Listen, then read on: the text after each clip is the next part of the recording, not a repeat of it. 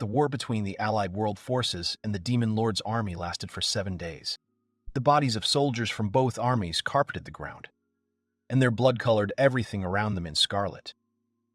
In the end, each side had a trump card. The hero squad and the Demon Lord were sent to the battlefield.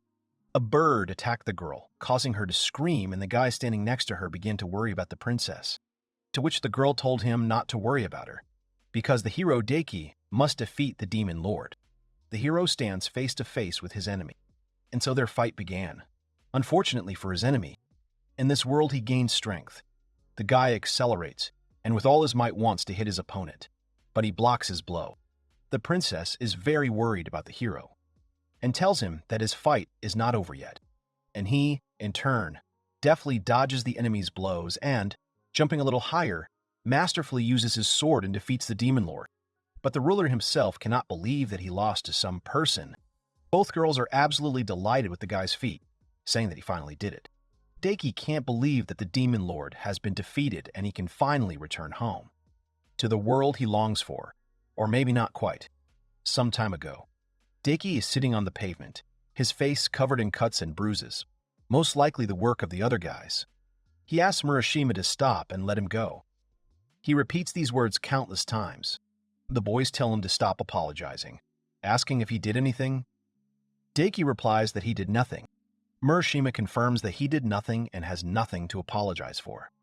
That's why Daiki asks him to stop. But he replies that he can't. And just looking at people like Daiki makes all his good mood disappear. The guys are talking to each other, saying how they plan to laugh at the main character. He can't stand it anymore, gets up from the floor and runs away in an unknown direction. Daiki hid in the toilet, but the hooligans quickly found him. They knock on his door and ask if he really intends to leave them. And Daiki, sitting on the floor in the toilet, does not understand why he has to endure such suffering every day. He asks the gods to save him. No one else is knocking on his door, and it suddenly gets dark. He doesn't understand what's going on. Some voice starts talking to him, asking if Daiki wants to go to another world. After some time, a loud scream is heard from the booth. The hooligans are still standing behind the door and are wondering if he is seriously scaring them like that. Morishita decides to look into the booth and doesn't notice anyone there. He doesn't understand where he could have gone. At that time, the world where Daiki is a hero. He feels like he remembered something not so pleasant. However, he suddenly remembers his mother's curry, and he wouldn't mind going home if she could taste it. The girl in the hat turns to the hero and asks how long he plans to lie there, and asks him to answer the people. Daiki gets up from the ground and says under his breath that he just defeated the Lord of the Earth, and they already treat him like this. He raises his sword up, showing his power. People start to rejoice and cheer. After some time, the princess asks if he really plans to return home, because the world still needs him. The guy asks if the restoration of this world should not be left to its inhabitants. But the girl says that even though this is true, all people change, and when he first arrived, he was also hopeless. He asks her to stop talking about the past. The girl in the hat sits on a rock and says that it is such a loss, otherwise he could have great wealth and fame, and then asks if he really wants to go back to his world, to which the hero answers that he really wants to go back and eat homemade curry cooked by his mother. They don't understand if this is really the reason why he wants to go home. But the food in this world was not to his taste. The girl in the hat nudges the other, knowing that she wants to say something to the hero, but has not yet decided. And now she is standing next to him and telling him words of farewell. And he was her first love. And Daiki does not share her feelings and says that they will see each other again. He moves away from the girls and is about to teleport to his home when he realizes that he is already home, because it seemed to him that everything would be much more intense. And then he realizes that he has returned to the very day when they laughed at him. He looks at himself in a mirror and realizes that his hero armor will be quite problematic at school. If his armor was still intact, then the status window should be there too. His guess was right, and it seems like his divine voice is still in use. The status window shows the date, and his current location is the men's restroom on the second floor of Kasukiyama High School. He wonders what happened to his skills. He uses the recognition skill to the maximum and points his hand at the mirror. He is given information that it is a normal product, costing about 2,800 yen. He realizes that his skill is working. Daiki uses his second skill and searches for something in the box. It was his uniform, but he didn't think he would ever need it, and his idea of keeping it wasn't such a bad one. After some time, he comes to his house, dressed in his old school uniform. His mother greets him as he enters the house. He looks at his mother and sees this unforgettable smile, and despite her appearance, she is amazing.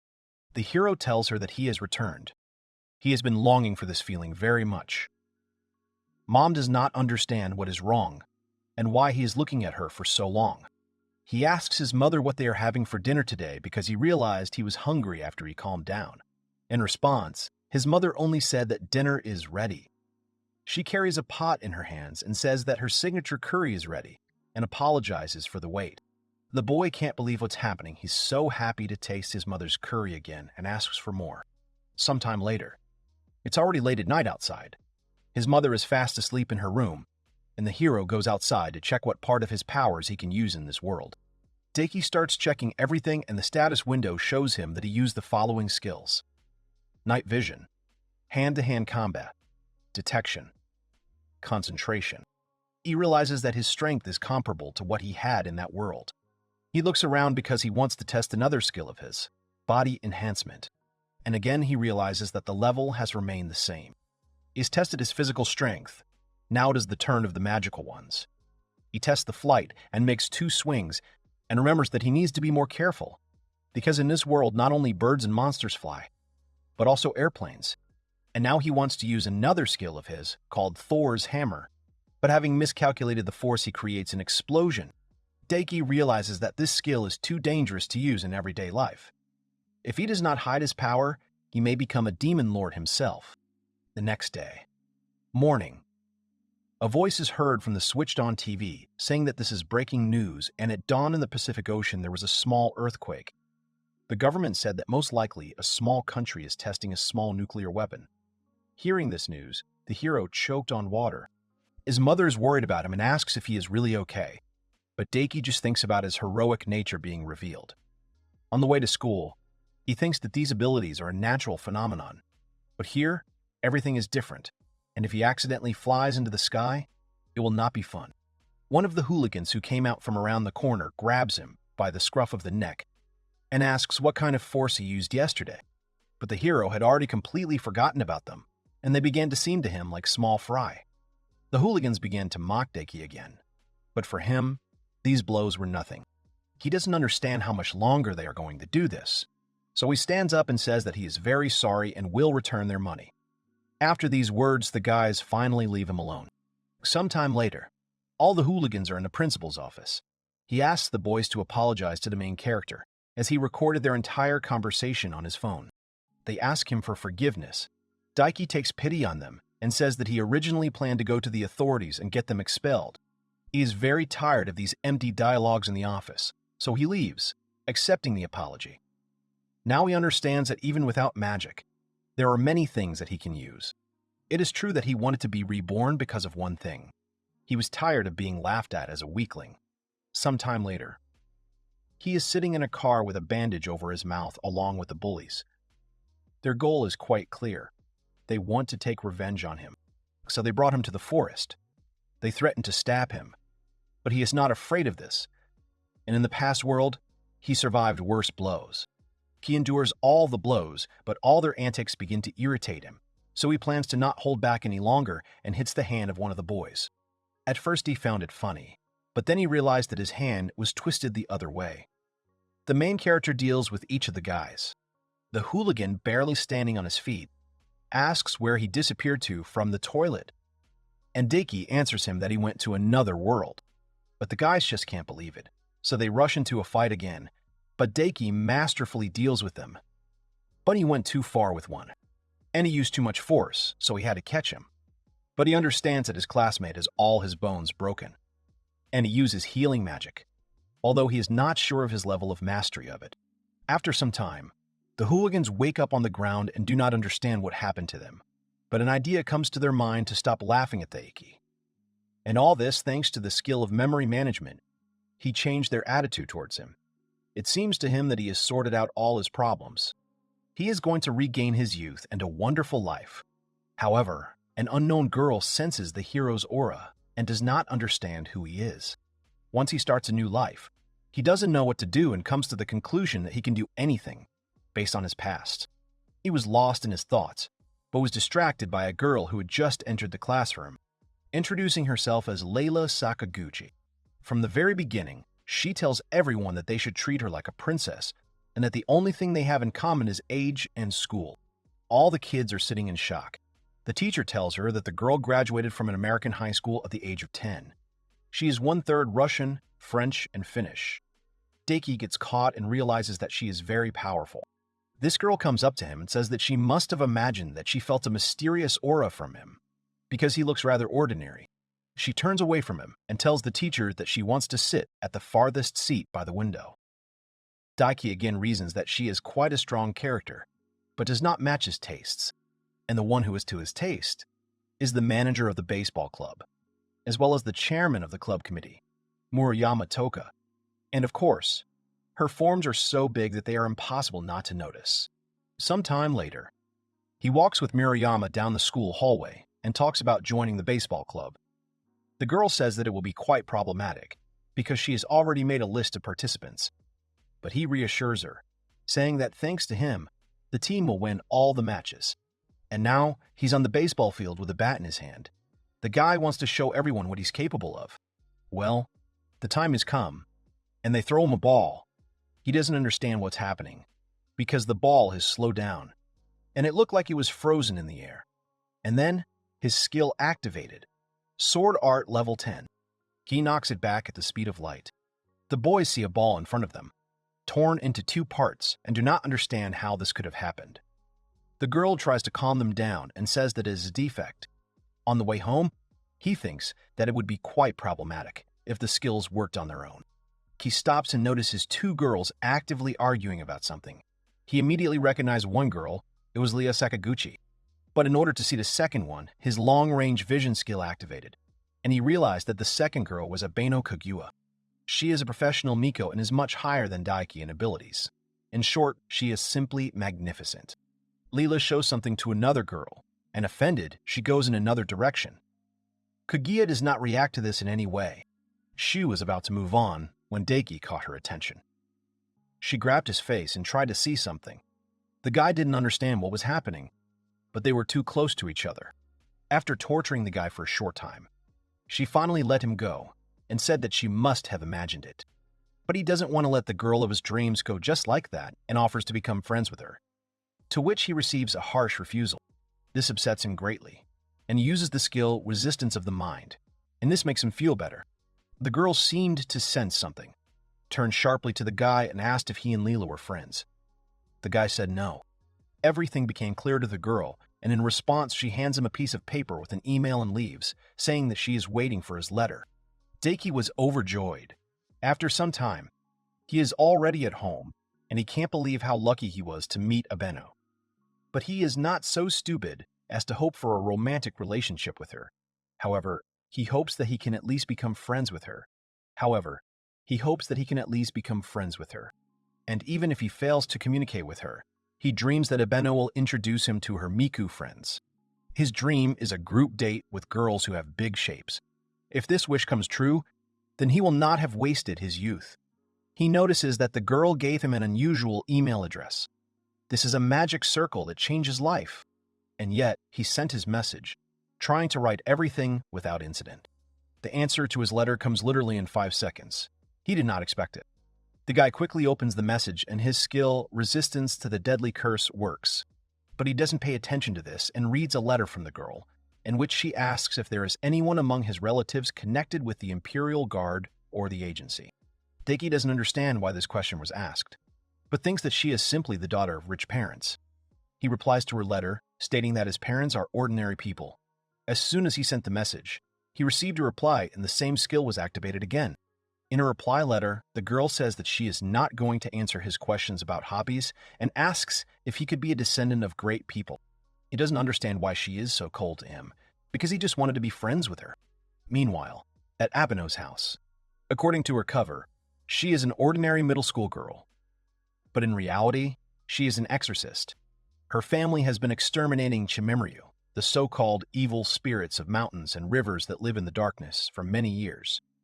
Even after so many generations, she still has remarkable powers, and she can tell at a glance who also has them.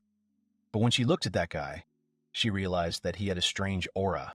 However, there was no hint of magical power in this guy's eyes or body.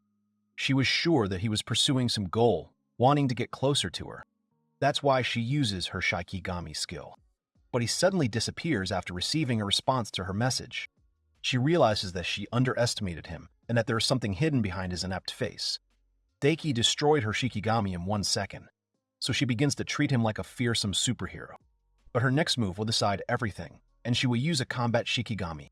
But an unknown force extinguishes all the candles and throws her back from the phone. It finally dawns on her that he is a cut above her in skills. But she doesn't want to give up just like that. But before she can do anything, she falls to the floor after reading Daiki's message, that he just wants to be friends. But the girl can't believe it, and she feels vulnerable, as if she was in checkmate. An hour later. In the protagonist's room, the girl does not answer him, and he becomes despondent because his dream will probably remain just a dream. The next morning, the guy is sad, because he thinks that Abino hates him now, and all his dreams are not destined to come true. He wanted to feed the cat, but it started to run away from him. Daiki turned around and saw Abino behind him. She greets him, but doesn't know what to say next. She finally decides to tell him that last night was a mistake, and that he's a cool guy. He thinks he earned this title just by feeding the cat, but that's not true at all. Abeno says she's very pathetic. She has no choice but to give in, as she has shown open hostility towards him. Because of this, she asks his opinion on the matter. But the guy only says that he thought that he and Abeno were now friends. She doesn't believe that such a strong person wants to be friends with her without any reason. She wants to make sure of this and looks into his eyes. The guy thinks she wants to kiss him. With her skill, she looks into his soul and realizes that he just wants to spend time with her. The girl can't believe that he just wants to be friends without any intentions. She examines his body with her skill, and she thinks that most likely it happened by mistake. But she doesn't believe that he just wants to be friends with her. She asks if the hero is a bit stupid, to which he answers that he is more likely to be yes than no, and each of them has different thoughts. The girl thinks that he is a hero who does everything alone, and the guy thinks that he is really stupid. She had already forgotten what true friendship was because of her situation, since everyone else saw her only as a rival or a role model. And yet, the girl accepts his offer to start a friendship, but she sets a condition that since they are friends, they will be equal. He agrees with her without hesitation and asks if she is really sure of her decision. The girl thinks that he could teach her a lot. She invites him to become pen pals so they can get to know each other better and see if they are right for each other. She wants to tell him a secret since they have become friends. From now on, she will write like normal Abeno. But if he ruins her mood, then their friendship is over. The guy says that he understands everything, and the girl is very glad to meet him because she hasn't felt such a warm feeling for a long time. After some time, the guy takes out his phone and sees 252 unread messages and 12 notifications, all from Abeno. He doesn't understand why she writes to him so often without any particular reason. Even if it's to make his dream come true, it's too much. He is distracted from his thoughts by Layla's voice, mocking another classmate. But apparently the guy being laughed at enjoys it, so Daiki doesn't interfere. Meanwhile, in Abeno's class, she enjoys talking to Daiki and is happy with every message he sends. Her classmates notice the girl's strange behavior. Sometime later, Daiki is already home, but he's tired of this countless number of messages. He can't understand how she is not tired yet. But suddenly, a girl calls him and says that he has passed the test for a pen pal. She also tells him that it will not be difficult for him to achieve the title of a real friend, because it's better than being nobody.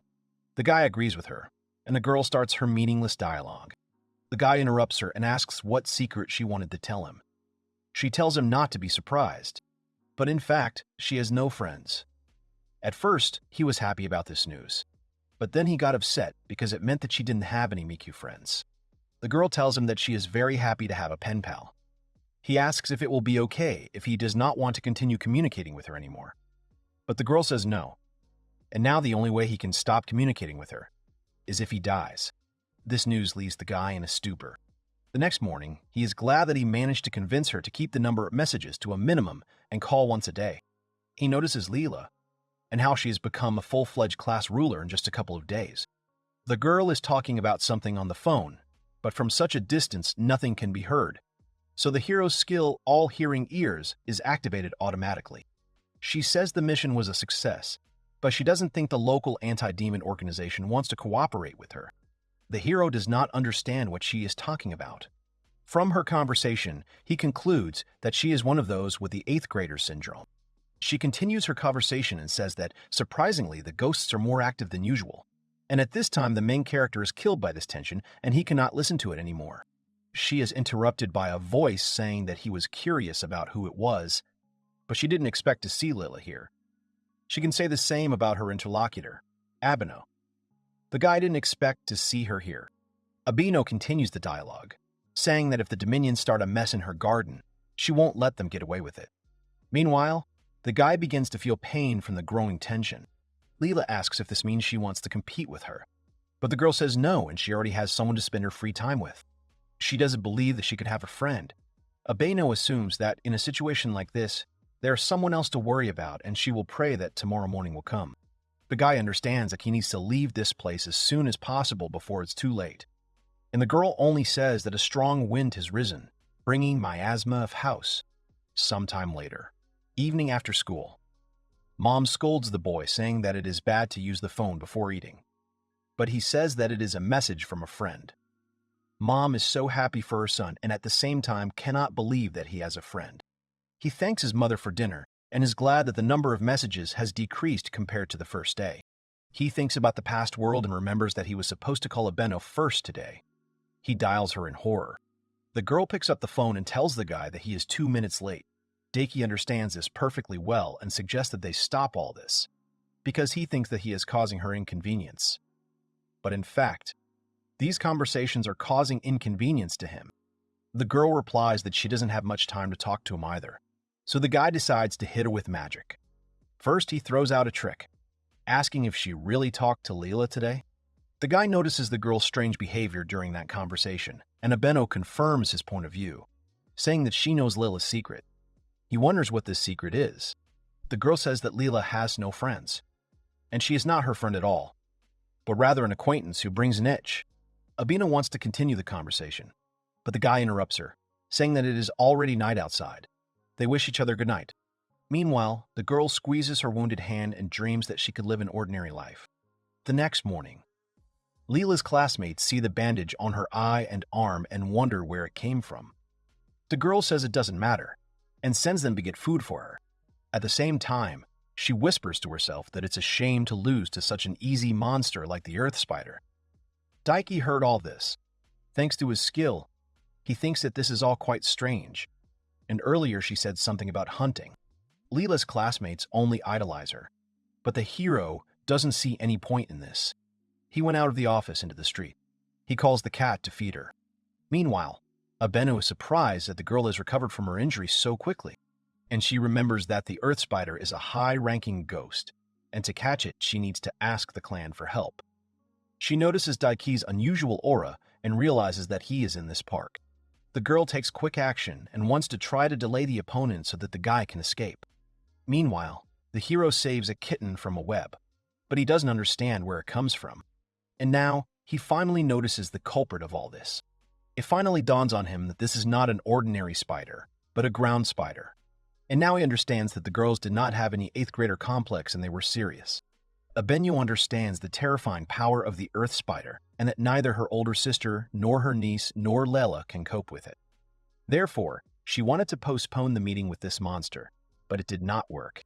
The Great Familiar, the Ninetails, is an evil god that the Abeno family kept sealed away for many years. Their family offers the Miko as a sacrifice to keep them in society. The true form of the Abeno family is that of tools used to gain favor. Miku's exam is the extermination of low-level ghosts. In other words, it's an exam to be a victim. And the most likely candidate is Abeno. Although she's not inferior to anyone in terms of skills, she lacks experience. But the ones who cause her the most problems are the other candidates, as well as Lila. The killer of the Holy Church, called the Minion. For them, fighting is like breathing. If their families had united, they would have had a chance to deal with him. However, there were many casualties in the war to seal the pass god. The choice is obvious. They'd rather lose one Miku than high-level exorcists. She already wanted to give up and stop hunting in favor of her youth, and this is the first time she runs to help her friend. She thinks that she is already late, but the girl arrived just in time. Even though she is scared, she keeps moving. And it doesn't seem like such a bad decision to sacrifice herself for her friend. After all, her life will end before it even begins. But then suddenly, Daiki hits the spider right in the head, causing it to fall, and the girl cannot believe what she just saw before her eyes. Sometime later, they are both sitting in a cafe. The guy asks if she is okay. Daiki had to tell her about the alternate world and his skills. But the girl still doesn't believe him, making him look like a complete fool. Although magic is not so surprising to her, the hero's case shocked her. She tells him that there is no organization that would not interest him, and he's already saying goodbye to his quiet life. The girl tells him more about her family and what they do, but she cannot tell him about the sacrifices. It is too heavy a burden for him. And yet the guy wonders if that monster is really that strong, because he was able to defeat it with one blow. If they were in another world, this spider would be stronger than low-level beasts. Then the hero asks to check the girl's status. She gives her consent. She is at level 1, although her stats are simply incredible. Moreover, her skills are also quite weak. He sums up what was said earlier and says that she is the weakest in the family. But the girl has nothing to say in response, because that is how it is. The girl says that she is not going to stop there and understands what she needs to strive for. The guy gives Lela as an example, but the girl loses her temper and says that she is just pretending, and there is nothing special about her. He asks her to calm down and says that fighting for the inheritance is a very bad idea. In another world, absorbing the souls of monsters makes you stronger. But after he defeats that monster, the experience points don't change at all, and there is no level up in this world. He comes up with an idea to level up Amino in another way. The girl follows the guy and asks what they are going to do in such a place, but he just asks her to silently follow him, and if everything works out, then her level will instantly increase. She misunderstands him and thinks that he wants her to undress. The girl does so, but the guy stops her and does not understand what she is doing. Abeno, in turn, says that she misunderstood him, and besides, he secretly wanted to see her body. After hearing this, he activates the skill Optical Camouflage. The girl is surprised by his masterful use of magic. He lifts the box with magic and says that she can store anything here. Daiki is actively looking for something in this box. And from there, the monster's head begins to appear, and then the monster itself. The guy throws it aside. The girl thinks it's a ghost pig, but the guy tells her it's a regular orc. In any case, Daiki asks to defeat it. He tells her that orcs have strong defense and attack, but lack speed and intelligence, and their weak point is the back of the head. She asks him to be quiet because the girl is not going to rely on him. Because they are equal, she uses the spell papers and aims them directly at the orc, and notices that his movements are very slow. Daiki is glad that the girl slowed down the enemy first. She notices that the orc is focused on what is happening below and does not notice his burning head. He didn't expect the girl to use her skills so skillfully and appropriately. Then the hero believes that he shouldn't measure someone's strength only with numbers. Abeno utters a few insults towards the orc and delivers a decisive blow, from which he falls to the ground. The girl did everything right, and now he waits for her level to increase, thanks to the killing of the monster. Abeno can't believe that her level has increased, and she thinks it's a hallucination. She becomes aware of her own status. The hero thinks that it is because she killed a monster from another world. She wants to know what the hero's status looks like, but he avoids the topic. Then the girl's attention was drawn to the incorrect measurements of her body. But Daiki quickly calmed her down, asking if she felt any changes in her body. The girl notes that her abilities have definitely improved. The guy asks her to squeeze a stone in her hands, and it wasn't a big problem for her. And the pieces of stone flew in different directions. And the girl declares that she has long ceased to be human. Friends are talking on the phone. Daiki teaches her friend how to use her status. He tells her what skill points are, the points she gained when she leveled up. She quickly understands because it's similar to the interface in the game. She is surprised by some titles, and the guy explains to her that the status window visualizes the unique features of a person. Then the girl becomes interested in what skills she should develop. The the guy advises her to concentrate on one thing to achieve a good level of mastery. She asks him for help with the choice, because it will not be possible to select the skill again, since this is not a game. The guy understands that this was instigation on the part of the girl, and then his skill, enemy detection, is activated. The girl is surprised by this, because her abilities were not like this before. She figured everything out and quickly says goodbye to him. And the guy is angry at this time because the girl just hung up without even thanking him. The next morning, as he walks to school, he thinks that it's not so bad that Abeno hung up on him, since he didn't have to talk to her all night. And since her level has increased, he can do whatever he wants. But in front of him, he sees Lela, another weirdo, even though Abeno told him about her briefly. That their organization, Dominion, has a pretty bad reputation because they sow chaos everywhere. Because he stared at her for so long, the girl thinks he wants to become her servant. But the guy has no idea what she's talking about. He also can't understand how the other boys follow her requests without question. Abeno mentioned that when ghosts disrupt the normal order of things, people with weak minds break down, and people who were originally evil become even more evil. This morning, a murderer escaped from prison and the main character must try to avoid trouble. At the same time, a policeman stops a man and asks him to get into the car if he is the owner. But the man, in response to this, takes out a gun and shoots him. After some time, Leela heard a shot and woke up. There's some kind of commotion going on at school. This scary guy with a gun comes into the classroom and starts threatening them, telling them to calm down. And if anyone tries to escape, they'll be sent straight to the next world. The hero understands that this is a typical bandit. His fighting abilities are higher than those of a newbie, but he has a gun. Unlike him, he is dangerous for ordinary students. Daiki would have dealt with him long ago, but he would like to avoid unnecessary attention. An idea comes to his mind, because he can set one dangerous person on another. He hopes that Leela will lose her temper, and then his skill activates, thanks to which he can hear her thoughts. The girl thinks to herself that she does not want to attack yet, because she is sure that the police will soon intervene.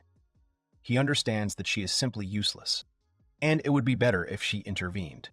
Then the man asks all the girls to line up, and his motives are quite simple. He wants to have fun with them.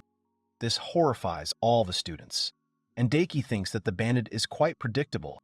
The man calls girls with big curves diamonds, and Lelu is a junior high school student, which doesn't make her happy. Daiki wants to intervene himself, but he's afraid to make things worse. Then the bandit asks all the girls to undress, and threatens that he will shoot the guys if the girls refuse. Then one of the girls agrees to his conditions and begins to undress. The rest follow her example. Only Leela stands aside, so the bandit approaches her and begins to threaten her, but the girl does not care at all about his words. He drives the girl crazy by saying that there is nothing to see there. This touches Flash where it hurts, and she takes off all her clothes. He is not attracted to Leela and calls her a little child. Then he approaches a plus-size girl and says he wants to have fun with her. He hurries her and asks her to undress, but the girl refuses. The man can't take refusal and hits her. Daiki saves her from falling, and Lela is ready to attack him. The guy calms the girl down and says that he should have stopped him earlier. He asks if the girl can get up. She does so quite calmly and is surprised that the pain has gone away. But now Daiki himself decides to stand up for his class, but no one believes in him. Then the guy decides to simply immobilize him. The bandit threatens him with a gun, but he replies that he doesn't notice such trifles. The man goes crazy and asks his name, because he remembers the names of all the dead before going to bed. He tells him his name and asks the bandit to remember it well. Then the bandit asks him to say goodbye to life, and he pulls the trigger. He calculated his strength and decided that it would be better to dodge this bullet so that others would not have questions if he survived. After he dodges the bullet, Daiki uses illusion magic and tries to make him experience hell with it. A terrifying monster appears in front of the bandit, and he is distracted by it. And the hero takes advantage of this and hits him right in the face, which makes the bandit fall to the floor. He locked him in an endless loop of suffering, and he will enjoy this nightmare for the rest of his life. His classmates are shocked by the main character's skills, and the guy only replies that he did Aikido as a child. And now it becomes clear to everyone why he behaves so confidently. Leela runs up to him with the light in her eyes and tells him that he is amazing, and she has long dreamed of meeting a master who practices Aikido. Leela suggests that everyone celebrate saving their lives. The guy, in turn, is glad that they did not guess who he really is. The guys throw him up in joy. After some time, the police were already there and detained the criminal. He is worried that this will continue to happen due to the influence of ghosts. Before he can leave the school gates, Leela is waiting for him. She was waiting for him and wants him to become her teacher. The girl says that her eyes cannot be deceived, and it is clearly not the first time he has encountered this. The guy does not understand why his abilities were first noticed by Abeno, and now by Lela. The girl understands that he deliberately hid his skills, saying that he was studying using video lessons because he was embarrassed. Now it becomes clear to him that she is just a girl with strange knowledge. She asks him to give her phone number and email address so that they can communicate. The girl says that she is not particularly weak, and if you combine her abilities with his Aikido abilities, you get incredible strength. The guy does not understand why she decides for others what to do, but she doesn't care, because she decided that he will become her teacher, and he needs to prepare, because now she will follow him. Daiki thinks to himself that a selfish, Lalit Sunder character is nothing in fiction, but in real life, it's a big problem. Abeno prepares to shoot his bow as the day of rebirth approaches, as does the day of choosing a victim. She, her older sister, and 5 of her cousins are candidates for the victims. The rules are simple.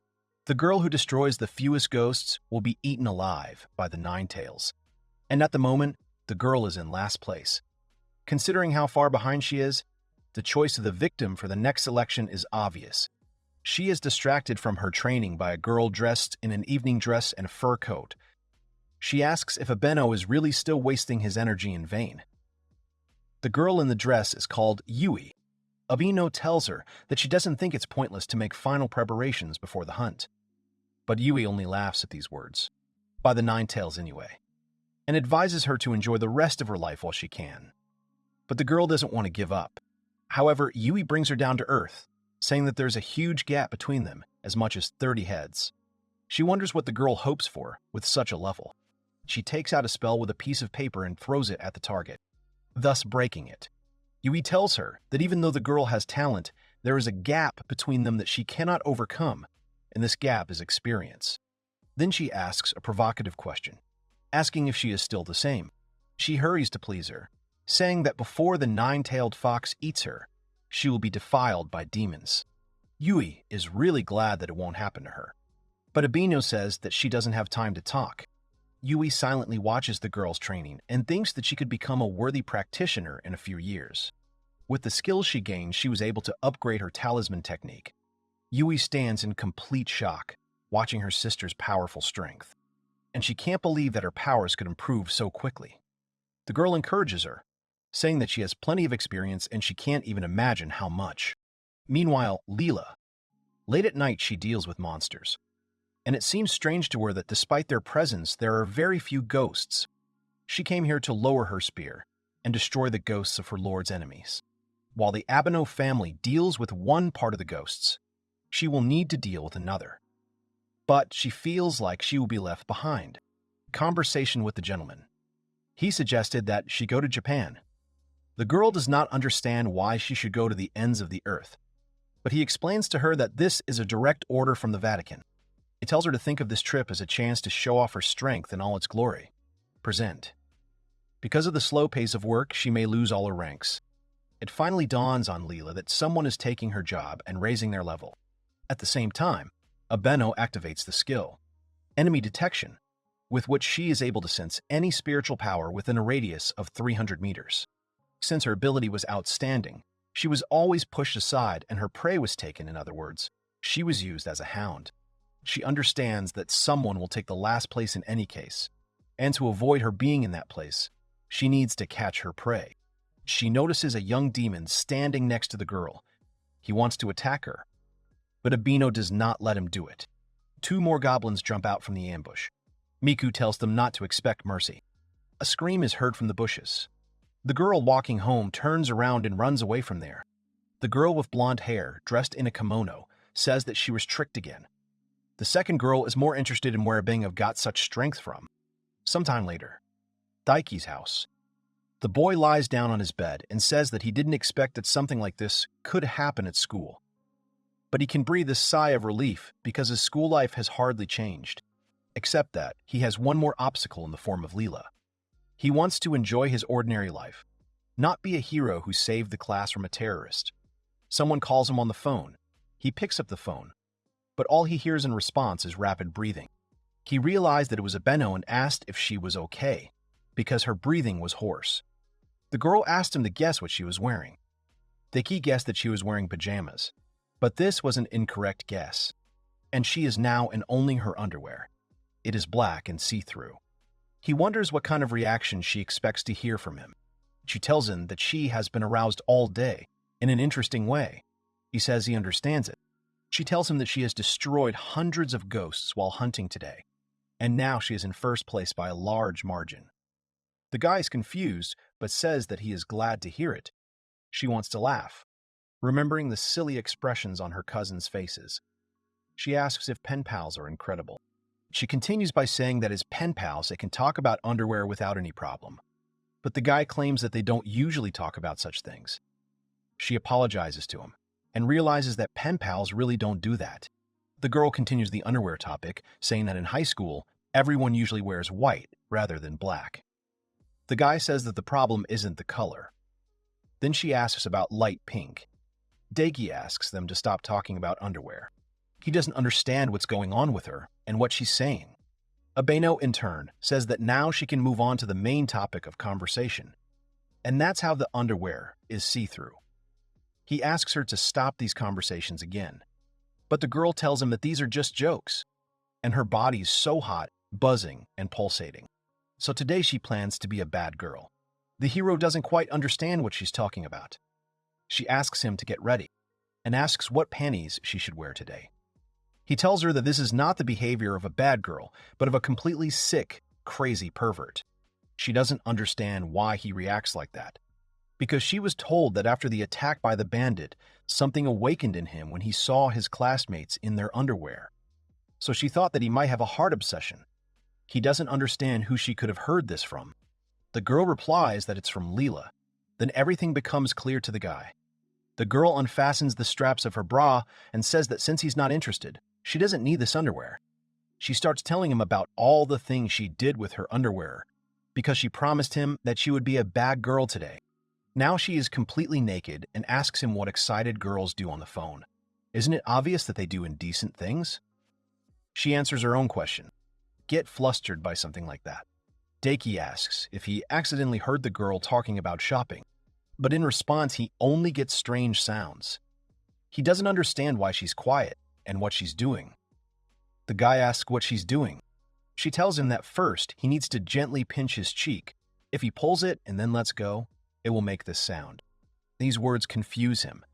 He wonders if she is making fun of him on purpose, just because he is special. The girl confesses to him that she is also special. Strange words slip out of the conversation from Abeno, and Deki, in turn, does not understand where she gets them from. The girl replies that it's from adult games. She congratulates him on the fact that from that day on they become sex buddies. He asks her not to tell anyone else about it. The next day at school, Leela laughs at the hero and how friendly he is with the Miko, and the guy is annoyed and does not understand why Abeno told her about this. Miko enters the classroom with a bento in her hands. All her classmates are shocked, and the guy is sure that she has a reason for being here. But she offers him to have lunch in the schoolyard, because she made this bento herself. The guys from his class fly up to him and ask since when he has been dating her. Deki says that's not true. The girl says that she just made bento, and the guy asks her to stop playing on his pity. Leela says that there is nothing wrong with that, and asks him not to forget to use defensive techniques from Aikido. Meanwhile, in the schoolyard, he sees a huge variety of dishes in the bento, and is surprised that the girl made it all herself. But the girl upsets him, saying that everything here was assembled from semi-finished products in 10 minutes. In any case, it's rare for him, so he thanks her. But she stares at him, and because of this, he can't even try the food. The girl asks how the food tastes. He says that it's quite good for frozen. The girl starts crying from these words, because she got up at 2 in the morning to make this bento, and he says that it's quite good. But the guy doesn't understand what else he should have answered, because she herself said that these are semi-finished products. She tells him that this bento was made as a token of gratitude. He says that making bento doesn't suit her character. The girl in turn says that she will now be honest in her words. Close her eyes tonight. He tells her that she did him a great favor. But the girl replies that it was just gratitude, although she thought that she could express her feelings of gratitude if they became buddies and hookups. But the guy only says that it is not like her at all, and she could tell him everything honestly. She says he saved her, but she can't repay him properly. And yet she says, words of gratitude. The girl asks if he was shocked, but the guy replies that a smile suits her better. These words make the girl blush. Leela peeks out from behind the wall and says that she finally found the house where Daiki lives, and it is quite typical for this country. The list of her classmates' addresses she got, thinking it would be useful, paid off instantly. She tried to follow him home, but he slipped away every time. She notices someone coming. This is Abeno and Didiki. The girl says that he has a rather nice plebeian shack. The guy does not understand whether this is praise or not. Leela does not understand why Abeno is here and notes that recently they began to communicate closer than usual. She jumps out from around the corner and says that it is very disgusting to talk so nicely in the middle of the street. The guy asks not to shout about it to the whole neighborhood, and especially not in front of his house. Abeno says that it is normal, because she came to her friend's party. Leela does not understand at what point they became friends. And the Miko just makes fun of the girl, saying that it's hard for her to understand what the word friend means. The girl explains that today the boy turned 17, so she must congratulate him. And Daiki says that she's the only one who came to this party. He spent about 3 years in that world, so he is not 17 anymore. But it is quite difficult to explain, so he just keeps silent about it. Abeno reminds her that the party is for friends only, but she will find it hard to understand since she doesn't have any. She annoys Leela more than usual. The conversation on the phone yesterday. Abeno found out about Daiki's birthday and decided that they should have a party and he should let her come habe. He doesn't understand how she can act so prim. Leela notices that the girl is quite relaxed, compared to how tense she was until recently. Abeno asks if she really thinks so, because it is quite difficult to be alone and there is no free time at all.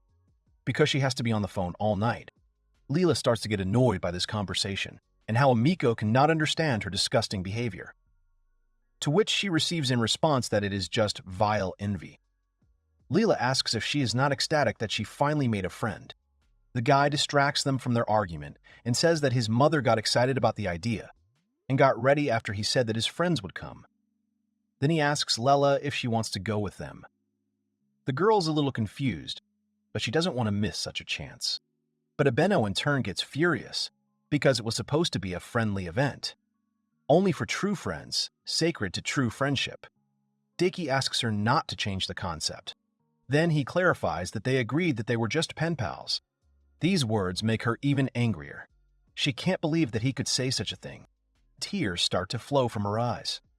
She says that even after he leveled up with her body, who would have thought that he would think of her like that? But the guide only asks her to stop, because in the future, it could result in a huge misunderstanding. Leela realizes what kind of communication they had, and Abeno was just trying to cover up her insecurity. Leela says she wants to talk about Aikido and join the dinner, but Abeno says he won't let her, and she will decisively destroy anyone who wants to interfere with an event intended only for her. Daiki doesn't understand how everything turned out exactly, so he asks the girl to stop. The hero's mother comes out of the house and says that now it is clear why it was so noisy and what they are doing here at the entrance. She greets her son and then notices 2 more girls. Leela and Abeno don't understand who this little girl is and think maybe she's his little sister. But the hero tells them that they got it all wrong and that she's his mother. The girls are stunned and frozen in place, not knowing what to say to them. Daiki can understand them because his mother really does look young, although in reality it is not even close to the level of the usual looks young. But his mother only gets excited when she hears the word young. After some time, everyone is already sitting at the table. In front of them is a not very good-looking pasta.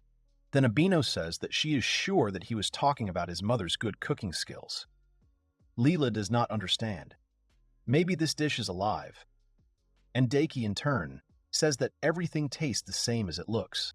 The girl notes that it is definitely not the smell of food, but chemicals, because they even have hydrochloric acid on the table, The guy says that his mother's yakisoba is simply deadly. The girl asks him again if she thought he said deadly. He says that yes, and this acidity is just incredibly tasty, and wonders if the secret ingredient is acid.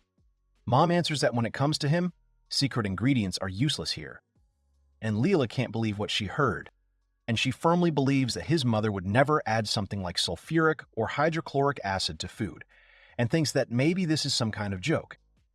Abeno picks up the plate and tells the guy that he is very cruel, and she does not like tasteless things, although it does not matter what it may be.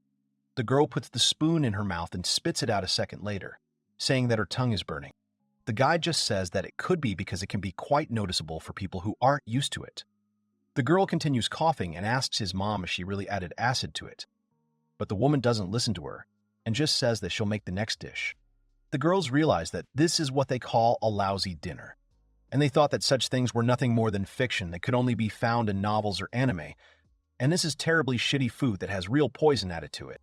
Daike's mom comes to the table and introduces her new dish, saying that it is perfect for those who like spicy food. Leela thinks to herself that these chili shrimp look quite tasty, but she doesn't dare try them, saying that she gets indigestion from spicy food. Then Abeno asks if even though she grew up in Italy, spicy food is not her cup of tea. But the girl tells her that it doesn't matter in the slightest to this situation. Then the Miko makes fun of her, saying that she is still a child and has not grown up in any of the concepts. But then Leela asks her to try it, and the girl accepts the challenge and puts the fork in her mouth. But a second later, he spits it out, saying it's too spicy. She's okay. Daki's mom says that the possibility of someone eating a whole spoonful of death sauce is simply impossible. Abeno's cool image was completely destroyed.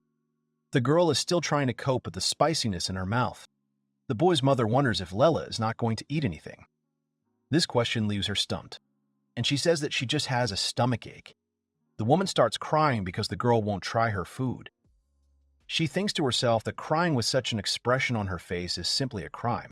Will she have to choose the lesser damage, the killer yakisoba versus the killer chili shrimp? Abeno urges her, saying that if she doesn't try it right now, his mother will be offended. The girl tells her to be quiet. She chose chili shrimp because yakisoba killer, as the name suggests, contains poison. But she still can't eat spicy food. It's the only thing she can't stand. And she says that spicy food makes her stomach hurt. Then the guy's mother offers her yakisoba. Something drips from the plate, and Lela realizes that it's acid. Daiki says that she is exaggerating and that it is very tasty. She does not understand why he does not notice anything. Abeno asks why Lela does not like spicy food so much, but the girl explains that it is not because she does not like it. The guy clarifies the reason for her dislike of spicy food. The girl, with tears in her eyes, says that it's all because of hemorrhoids. Abeno and Daiki freeze, not expecting to hear exactly this explanation. The room fills with silence. The guy apologizes, but the girl tells him to just shut up, and then the main character's mother enters the room with a firecracker, saying that it's time for presents. And Abeno points out that his mother doesn't know how to read the atmosphere at all, to prepare anything, and Abeno hands the guy's gift, saying that this was a gift from her and Leela.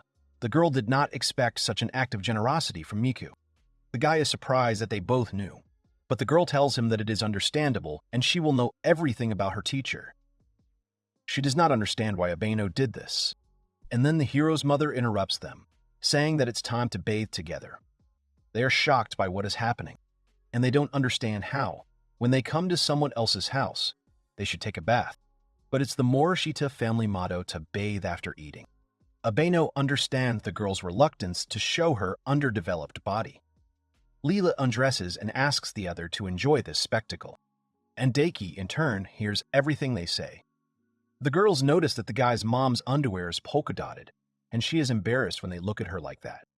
After all, she looks like a little girl, swimming quickly. Leela does not understand Miku's desire to undress quickly, because in her hometown there is no tradition of undressing in front of other people. But the hero's mother reasons and remembers that public baths have been permitted in Italy for a long time. This makes Abeno want to undress Lela even more, and as soon as she touches it, she realizes that her skin is perfectly smooth, just like a baby's. That's why the girl didn't want to undress. But Miku says that it's pretty cute and so similar to a peach. The girl also decides to touch Abeno and stands in complete shock. they said that they weren't planning on having a competition here. Then the guy's mom takes off her underwear and the girls are horrified and a scream breaks out. And the guy doesn't understand what's going on there. The next morning at school, the boy has no idea what happened to the girls and why they are silent. However, he is happy with the snacks left over from yesterday. A classmate calls out to him and invites him to eat bento together. Ono says that she prepared it herself as a thank you for saving her. And then he realizes that his main goal has been achieved. Having received the bento from the girl, he says that he will definitely accept it and starts eating. He puts a piece in his mouth and can't believe how great it tastes. The girl asks if everything is okay. After all, she thought that she and Abino were dating, but the guy refutes her guesses. The girl remembers that day and how scared she was, but she felt calmer when she fell into his arms. Since then, she's been watching him and noticed that he has made many new friends. That is why she thought that if she did not do anything, he would be stolen from her. The guy is shocked by her persistence. She asks if he is free on Saturday and asks him to go on a date with her. The guy stands in shock from what he heard. Abeno's body becomes heavy, meaning that they don't care how things look because she is in the formation of the 4 sacred beasts. 4 spellcasters use their powers at the same time and take her loot. She says that it is very mean of her sister. The sister says that she also did not want to resort to this method because she could easily die for them. Abeno doesn't understand why she is hated so much, but her sister tells her that she is even dumber than she thought, because Abeno always tried to follow in her footsteps and was better than her. And that was a real thorn in her side. Besides, the girl's existence would reduce her inheritance. She says it's very harsh on her younger sister, but she doesn't care because she's going to get a huge inheritance. The sister says that Abeno should die in the abyss of fear and despair, because the 9-tailed one likes it. Over the past 3 days, she has not defeated a single monster, so she currently ranks last. The sword she holds in her hands has been passed down from generation to generation, and the girl wants to give it as a parting gift. But then, suddenly, her father calls out to her and says that, unfortunately, the girl will become an offering. Abeno asks if father heard that she was thwarted in her ghost catching. Father has heard all about it, and he praises his eldest daughter, saying that she tried hard. After all, the girl didn't have a chance to fight the ghosts, but their family will be safe for the next 2 centuries. Abeno wonders if this is related to her older sister's marriage, but her father denies this speculation, saying that strength decides everything. Finally, the older sister gives her heroin, saying that although the victims are forbidden to commit bad acts, she still cares about her little sister. The girl pushes her away, and because of this, the bottle breaks. The very idea that they are related by blood is disgusting to her. Before leaving, the older sister tells her to enjoy herself as much as her heart desires. Meanwhile, at school, Diki sits at his desk and is excited about his upcoming date with the chairman. He is in the clouds, imagining his deepest desires. But Abeno pulls him out of his thoughts. She came to him not in the best mood. He asks what happened to her. The girl is interested to know what kind of relationship they have. The guy answers without any difficulty that they are just pen pals. She asks what he means by that. Diki says that they are friends who send each other messages. The girl is not very happy with his answer, but she asks if he can spare a couple of hours for her on Sunday. His reluctance to go is written right on his face, so she decides to ask if he has any plans. He says he's already planned a trip to the cinema with a classmate. After his words that they are just friends, something in the girl's chest begins to hurt. The girl asks if this event is very important. The guy replies that it was planned in advance. She tells him that she has some free time, so she wanted to go out with him. But in reality, she just can't ask him to risk his own life to protect her, so she just says goodbye to him and leaves. And the guy tells her in response that they will see each other next week. But the girl understands that by that time she will no longer be alive. And most likely, this is the last time she sees the light. She feels that the entire mountain belongs to the 9-tailed. She thought that she was already mentally prepared for this, but apparently, she was wrong. Abeno can't rely on Deki because it would be selfish of her to ask him for help. She wants to send him one last message, because they were pen pals. In her message, she asks him for help, even though she knows it looks pathetic. She says goodbye to him, but she was glad if he could become her real friend. Tears roll down her eyes.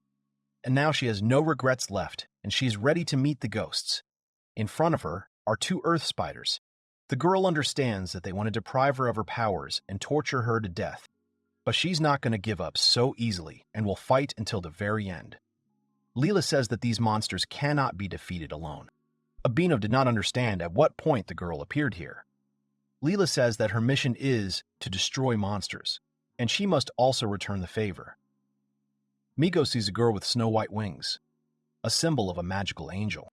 She reminds her that the last time the Earth Spider gave her a good beating, but Leela explains that she couldn't take this matter seriously while in the city, and she says that she doesn't intend to do anything bad here, and she also didn't expect to fight side by side with an Asian Miko.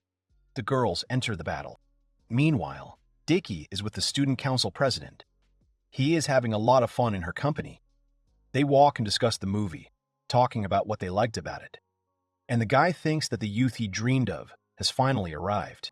He wonders why she invited him on a date. The reason was simple. Her boyfriend dumped her. The guy didn't expect to hear that in response, and the girl continues to say that she plans to take revenge on her ex in the same way. She leans against his arm and they walk down the street like that, a feeling unknown to him, and he feels all the softness passing through the sweater. The guy's phone vibrates, the girl asks who it is. But after he reads the message, he leaves the girl and goes somewhere. It was a message from Abino. The chairman doesn't understand why he would go to her, since they aren't even dating.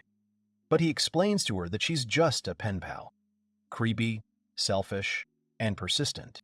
He tells her honestly that she is a rather anxious pen pal. And yet, the chairman understands that she is an important friend to him. And if he doesn't go there right now, he won't be able to call himself a hero anymore. The guy quickly says goodbye to the girl and goes to save his friend. He teleports to another location, and the people around don't understand what that sound was. And the chairwoman sits alone because she was abandoned. Meanwhile, Abino and Leela. Miko asks if it's time for them to stop, but the girl replies that the fun has just begun. These earth spiders are too strong, and Leela was seriously injured. Even Dominion's regenerative abilities can't handle them. Before they can come to their senses, they see two more earth spiders in front of them. Leela rushes into battle, and it's not for Abino's sake. She simply won't allow herself to be made a fool of in this state. Even though it's against all the principles of the Vatican, she will throw away all prohibitions. A strong light emanates from the spear. Now Abeno understands that it was not a copy but a real valuable relic. And now all of Lela is dressed in full spiritual armor. And she says that she will destroy all these monsters. Miko understands how strong the girl is, since she was given a sacred relic. And now she understands that she has her own circumstances. The girl flies at the monster with her spear Longinus. She says it's easy as pie for her. But at that very moment she loses consciousness, and the monsters are closing in on them. This is Nut, a top-class ghost, stronger than even a ground spider. Even the exhausted Leela, who possesses sacred power, will not be able to defeat him. The ghost aims straight at Leela, but the girl lying on the floor only smiles and is already ready to meet her death. But suddenly, someone stops the monster. It was Abino with her talismans. But even with their help, she is not able to defeat him. Now she's ready to accept defeat. But an enraged Leela flies from above with her spear and plunges it straight into the monster's head. He is finally defeated. The girl notes that he is quite strong. Miko says that her recovery abilities are simply amazing. But suddenly, Leela finds herself on the ground, as if someone had pushed her while she was in overload mode. Someone's voice says that it is amazing, and the trembling from deep within the girl's body becomes stronger and stronger. This voice belongs to the Nine-Tailed. He is surprised that the girls were able to defeat even the Gayuki, and the girl feels the difference in their strength and cannot move from the spot. He did not expect that such amazing people would exist in this era, and they deserve his praise. The girl says he's quite indulgent. He says it is so boring. She gave him a mediocre answer, and people in every era are the same, but he still wants to reward the girl. However, her body does not move. He is going to eat her personally so that he can hear her screams of fear and pleading. She tries to keep her emotions in check, but the Nine-Tails adds that perhaps he should let the demons possess her in the end, to soften the meat before he eats it. He asks to get the maximum pleasure from it. But then suddenly all the monsters fly apart in different directions from the crushing force. Daki runs towards the Nine-Tailed Fox with a sledgehammer in his hands and hits it on the stomach, sending it flying to the ground. He gets furious and says that it was he who made her friend cry.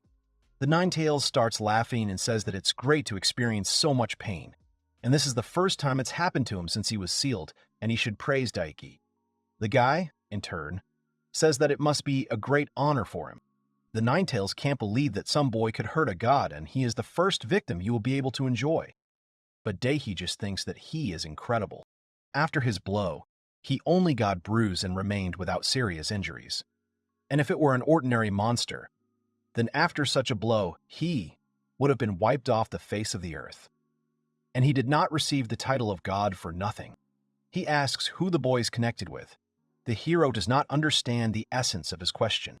The Ninetales asks him not to pretend and thinks that the guy is also a god. He explains that when he hit him, he was sure that the boy could feel his divine spirit, and he clarifies which goddess he is from. Daiki, in turn, does not understand what is being discussed, and says that he is just his friendly neighbor. Then the god decides to find out the truth through torture, and runs towards the guy to cripple him. But the hero deftly dodges each blow. God notices that he stopped both of his blows, and understands that his previous attack was not pure luck. And yet, he does not want to give up and throws the boy to the ground with all his strength. But Daiki continues to resist. God just laughs at this, so he decides to continue hitting him. Abeno watches all this, and he understands that this is a deadly but at the same time simple attack, consisting of a huge number of blows from above. It is difficult to defend against such an attack, and even if it does succeed, another one will immediately follow, which is why such a position is a huge advantage. God asks if Daiki had changed his mind about his decision and thought that the guy would hold out a little longer. But Daiki continues to dodge his attacks and realizes that the god's physical abilities exceed his own. The girl wants to help her friend, but the guy stops her and asks her not to interfere. But Abeno can't just stand aside. God, in turn, asks her to calmly watch their duel and how he breaks her friend's bones. Now Daiki understands what the power of a god is. The Ninetales asks him to enjoy his punishment for opposing a god. He tells him that he has long since lost faith in him. At the same time, the guy activates the skill, strengthening physical abilities. God attacks the boy again, but he stops his blow and knocks him back. The Ninetales could not have imagined this outcome and does not understand what just happened. But Daiki calms him down, saying that he only tore off his ear, and for a supposed god, it was too easy. The man can't believe it. To be honest, the hero was also scared at first, when he called himself a god. But he realized that his status was not much stronger when he still didn't stand out in any way. And he could only defeat the princess from another world who was ranked 25th in the sword competition held in the capital. Being afraid of him was a waste of time, and it was necessary to beat the nonsense out of him from the beginning. Because the girl suffered greatly, and he just can't end it all that easily. God laughs at the hero's stupidity, but he doesn't listen to him, and asks not to say anything unnecessary, but only to attack. God takes his beast form and attacks the guy. He understands that it was only his copy, and he himself is behind, and he begins to perform the dance of fury of the fox god. The girl doesn't know how to help her friend, because this is a terribly fast combo of blows. God wonders if it is not too cruel of him to use all his divine power on man. And Daiki, who came out of the fog, doesn't understand when he's going to show this fox god. Abeno doesn't understand how he remained unharmed after such a barrage of blows.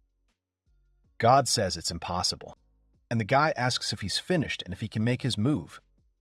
Daiki disappears from his sight, and then he appears in front of him and hits him in the face, from which God only flies up and cannot believe that he was unable to see the man's attack. He doesn't remember how long it's been since he received such wounds after arriving in this country. And yet the god asks if the boy is sure that he has shown his full power. He says that he is not a melee fighter, but in fact he is a spellcaster, and his most evil spell is Impenetrable Circle. Even though the guy didn't take him seriously, if he had any tricks up his sleeve, he could be much stronger than the Demon Lord. He uses a barrier spell. The boy and girl can't believe that this is what a protective barter spell looks like. It is an impenetrable circle that should repel any physical or magical attack. A spell from Legends, which has caused many powerful practitioners to be defeated and destroyed. The god has clearly gone mad, and says that he has finally gained the true power of a god. Daiki says that it is a great surprise, but the man says that the boy does not understand the full horror of this barrier. While it protects him from any attacks, Then the god can use as many offensive spells as he wants, and he assumed that the hero would see all this horror with just one glance. The guy stands in shock and says that he is really surprised. After all, he knows very well what kind of technology it is. And no matter how you look at it, this is the most common advanced defensive magic. And every high-ranking priest is capable of using it. And it's considered middle-class magic. And his princess used it on the whole group all the time. God says that even Deiki can't break through this barrier, and now he's invincible. The guy reasons that he just needs to break through this impenetrable barrier. God just says that it's a funny joke. And no matter how high his attack power is, this barrier will repel anything. And to think that a practitioner like Daiki couldn't realize it. The Nine-Tails overestimated him. Be that as it may, the hero asks if the god will be satisfied if he breaks his barrier. But the god tells him that he is looking forward to seeing the grimace of despair on his face. In this case, the hero will no longer hold back. Daiki activates the following skills: Hero Attack, Dragon Spirit, Magic Spirit, Divine Diamond Power, God of War, Unstoppable Power, Supreme Ruler Attack, Absolute Destruction. And yet, he decides to stop there and not overdo it. Because he's afraid to use his power to the fullest. Daiki aims straight at the barrier created by God and destroys it with ease. And then he asks what he will do now. The fox god was taken aback and asked the young man in a panic what the hell that was. Morishita Taiju looked down at him, and dust was scattered around the young man. The girls were also very surprised. Morishita said that even if the fox asked, it was just a full-force strike. If he had some secret weapon, he'd better use it quickly. Although he would simply destroy that weapon with brute force. The fox god said that it was impossible and that the situation was wrong. He said that he refused to believe it. Morishita replied that, in fact, all of this was very possible. The man smirks and says that he must admit that the man is no match for the boy in fighting ability. Morishita puts his hands on his hips and replies that it means the fox man has finally accepted it. If he gives in and just runs around the fields and forests like a normal fox, then he will forgive him. At this point, the man got angry and asked the boy if he was really asking him to give up. He smirked and said, why would he give up when he was in such a winning position? Suddenly, foxtails appeared on him. Morishita sees the fox's tail splitting. Suddenly, a dark silhouette appears behind one of the girls. The man says that wouldn't it be a fitting punishment for a naive knight in shining armor, like the boy, to see his precious girlfriends torn to pieces without any resistance. He rejoices and says that victory is his. The girl realizes that in front of her is a clone of the nine-tailed fox. Although, even if it is a clone, she will not defeat him. The girl gets into a fighting stance and apologizes to Morishita. She says that she refuses to be a burden. The next moment, the girl brings the dagger to her neck. Morishita gets scared and calls her, but the next moment, snow-white wings appear behind the girl's back. She is grabbed by her partner, who tells the fox that he has wasted too much time, and also turns to Kaguya and says that she will not let her go to hell until she pays her debt. Morishita picks up the bat and happily shouts to Leela that she did a great job. He then closes his eyes and begins to concentrate. He opens his eyes and begins to attack using a vacuum cut. The next moment, he attacks the clone of the fox god. The man says, happily and nervously, that they were able to avoid this trap, and then asks the girls to look the other way. He holds out his hand. The next moment, earth spiders appear right in front of Leela and Kaguya, and they land right in the clutches of 9 of them. Leela understands that she won't be able to deal with the earth spiders and overload now. Then some kind of glow occurs and the girls understand that the spiders have disappeared. Suddenly, something starts making jumping sounds. The fox god says that these are specially bred camouflage spiders. He asks the boys how they can avoid something they can't see. Morishita realized that the spiders use invisibility. He guesses that it is an optical camouflage skill then. Leela was surprised that the enemies were invisible, and then realized that they were still there. He turns to Kaguya and asks her to try to stand up too. Kaguya apologizes to the girl and says that she is completely paralyzed. Leela says that she can't fly with her, and could the girl lose some weight. Kazuya asks Leela if she really envies her curves at a time like this. That's very much like a girl. Morishita, looking at them, wonders if girls don't reveal all their weaknesses. At that moment, the fox god says that he will catch them both.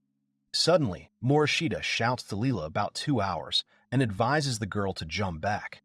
She does so, and at that moment they are attacked by an invisible spider. The fox god was very surprised, and Kaguya shouted that the spiders were surrounding them. Morishita said that they were now attacking at 6 o'clock and advised the girls to jump 12 meters to the right. The fox god didn't understand how this was possible and how practitioners of their level could easily dodge the attacks of invisible spiders. At this moment, the girls continued to dodge. Morishita and Kaguya exchange glances, and then the girl calls Lela and says that there are spiders right in front of her, and she needs to try her best. The girl is surprised. At this point, Morishita uses a zero-type attack and, at high speed, uses a vacuum cut, cutting through multiple spiders in one hit. The fox god was very surprised and did not understand what just happened. Morishita said that it was a combo of Abino Senpai's enemy detection skill and Leela's evasion abilities. He also said that the fox god underestimated them. The fox god began to laugh nervously and said that it was all sad, but his failure to take hostages was nothing more than simple bad luck. The dice of fate had simply fallen in favor of the young man and the girls. He smiled and said that their strength was equal. No doubt. Morishita asks what kind of nonsense the man is talking. His so-called allied copy of himself and the invisible earth spiders he had placed were exposed from the start. And even this stupid trap, to say the least, was dealt with perfectly well by the girls. The girls realized that the fox man would go berserk. The fox said that it was just nonsense. Morishita said that, in other words, checkmate was set the moment the man decided to lay his paws on his friends. The fox god grabbed his head and said that this was some kind of nonsense and that it was simply impossible. Morishita added that it seemed the man had no more aces up his sleeve. He asked the fox what he would do. Would he meekly give in or continue his futile attempts? The fox began to laugh irritably. The man says that it is impossible for mere humans to defeat a god. Morishita replies that if that is the case, he can beat the hell out of the man and not hold back.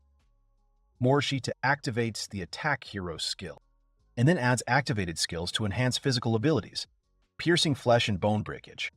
At the end, the young man activates the skill of accumulating strength. He rushes straight towards the fox. The man smirks and tells the boy that he's been caught. He was expecting the boy to reveal himself with his last move. At that moment, a glowing aura appears around his hands. He tells the boy to get his last trump card. The man uses a sacrificial technique that turns all your magic power into combat power. It is an attack of pure magic power. The fox thinks that it doesn't matter how many dubious secret techniques this youth uses. After all, he is still a living being. He cannot overcome his physical limits, and at such a moment, even a fierce god cannot dodge. He shouts that this is his last blow, and the boy will definitely not escape unscathed. At this point, Morishita, with an unwavering face, asks the man if he really thought he wouldn't make it in time. Morishita says that the fox god was unlucky because he got there just in time. At that moment, he punches the fox in the face, and he flies far into the sky. Leela and Kaguya were very surprised, and the young man held his fist up. The man flew into the air with a scream. He thought that he barely made it, but he believes that he was able to successfully turn his fighting power into defense the moment the youth struck him.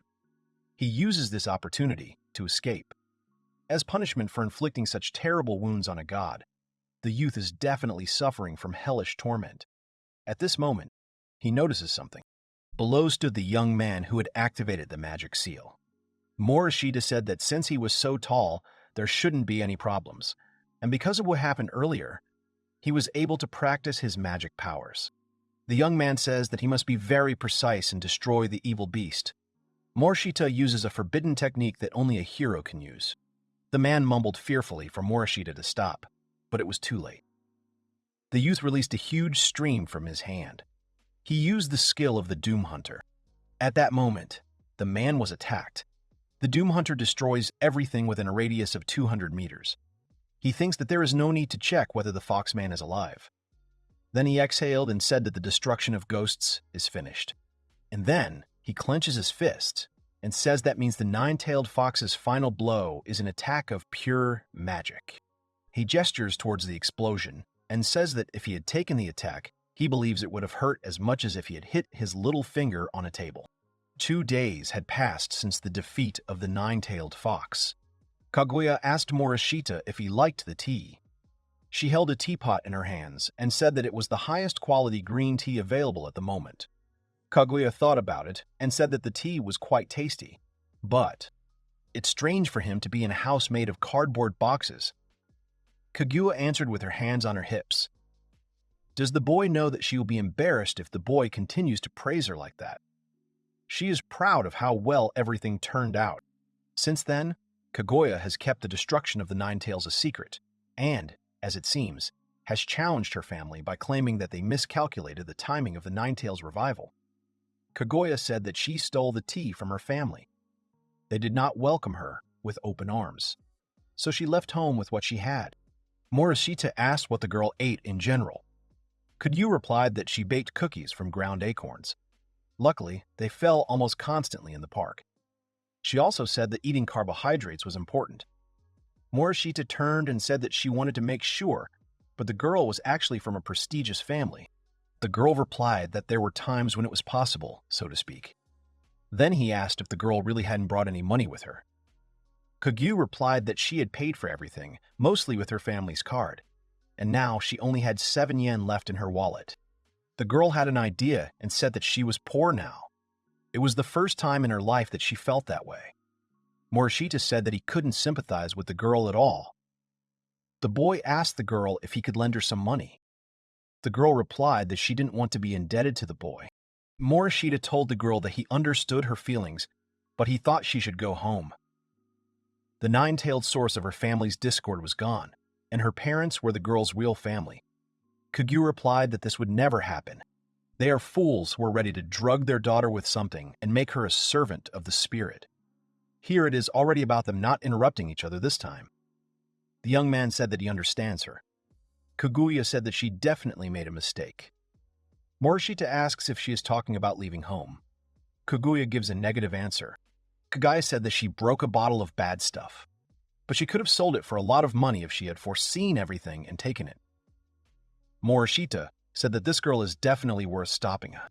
The girl said that she was at her limit and that yesterday's rain had damaged the house. The roof was leaking like a sieve, and she was ready to cry. Morishita thought that the girl had done nothing wrong. There was no reason to treat her like that. Morishita replied that that was why he was talking. Even if it was a little, she could offer her savings. Kaguya calls the boy and asks if she is really beautiful. Morishita asks why she is talking about it. Kaguya replies that she just wants to make sure. Morishita said, "The girl is more beautiful than modern idols." Kaguya said that, moreover, she is already at the limit in many ways, so she is already thinking about doing something with herself. Morishita said that he thought that if he advertised in the media, there would be many people who wanted it. He had already said that if money was needed, he would lend it to the girl. Kagyu replied that this was precisely why she needed Morishita's help. The young man was surprised. Kaguya said that he sells to a handsome guy at the club first. She asked the boy not to chew. Since he doesn't know how to deal with people, she will negotiate the price herself. The boy said that this girl doesn't know how to deal with people. If Morishita is willing to do something like that for her, then she will also have the courage to sell herself. Then she will also have the courage. Morishita asks if Kaguya realizes that she has completely lost her mind. Kagyu said that no matter what, she was in such a hopeless situation. Morishita said that he understood everything, but asked not to sell the girl for cheap. Kaguya said there was no need to worry.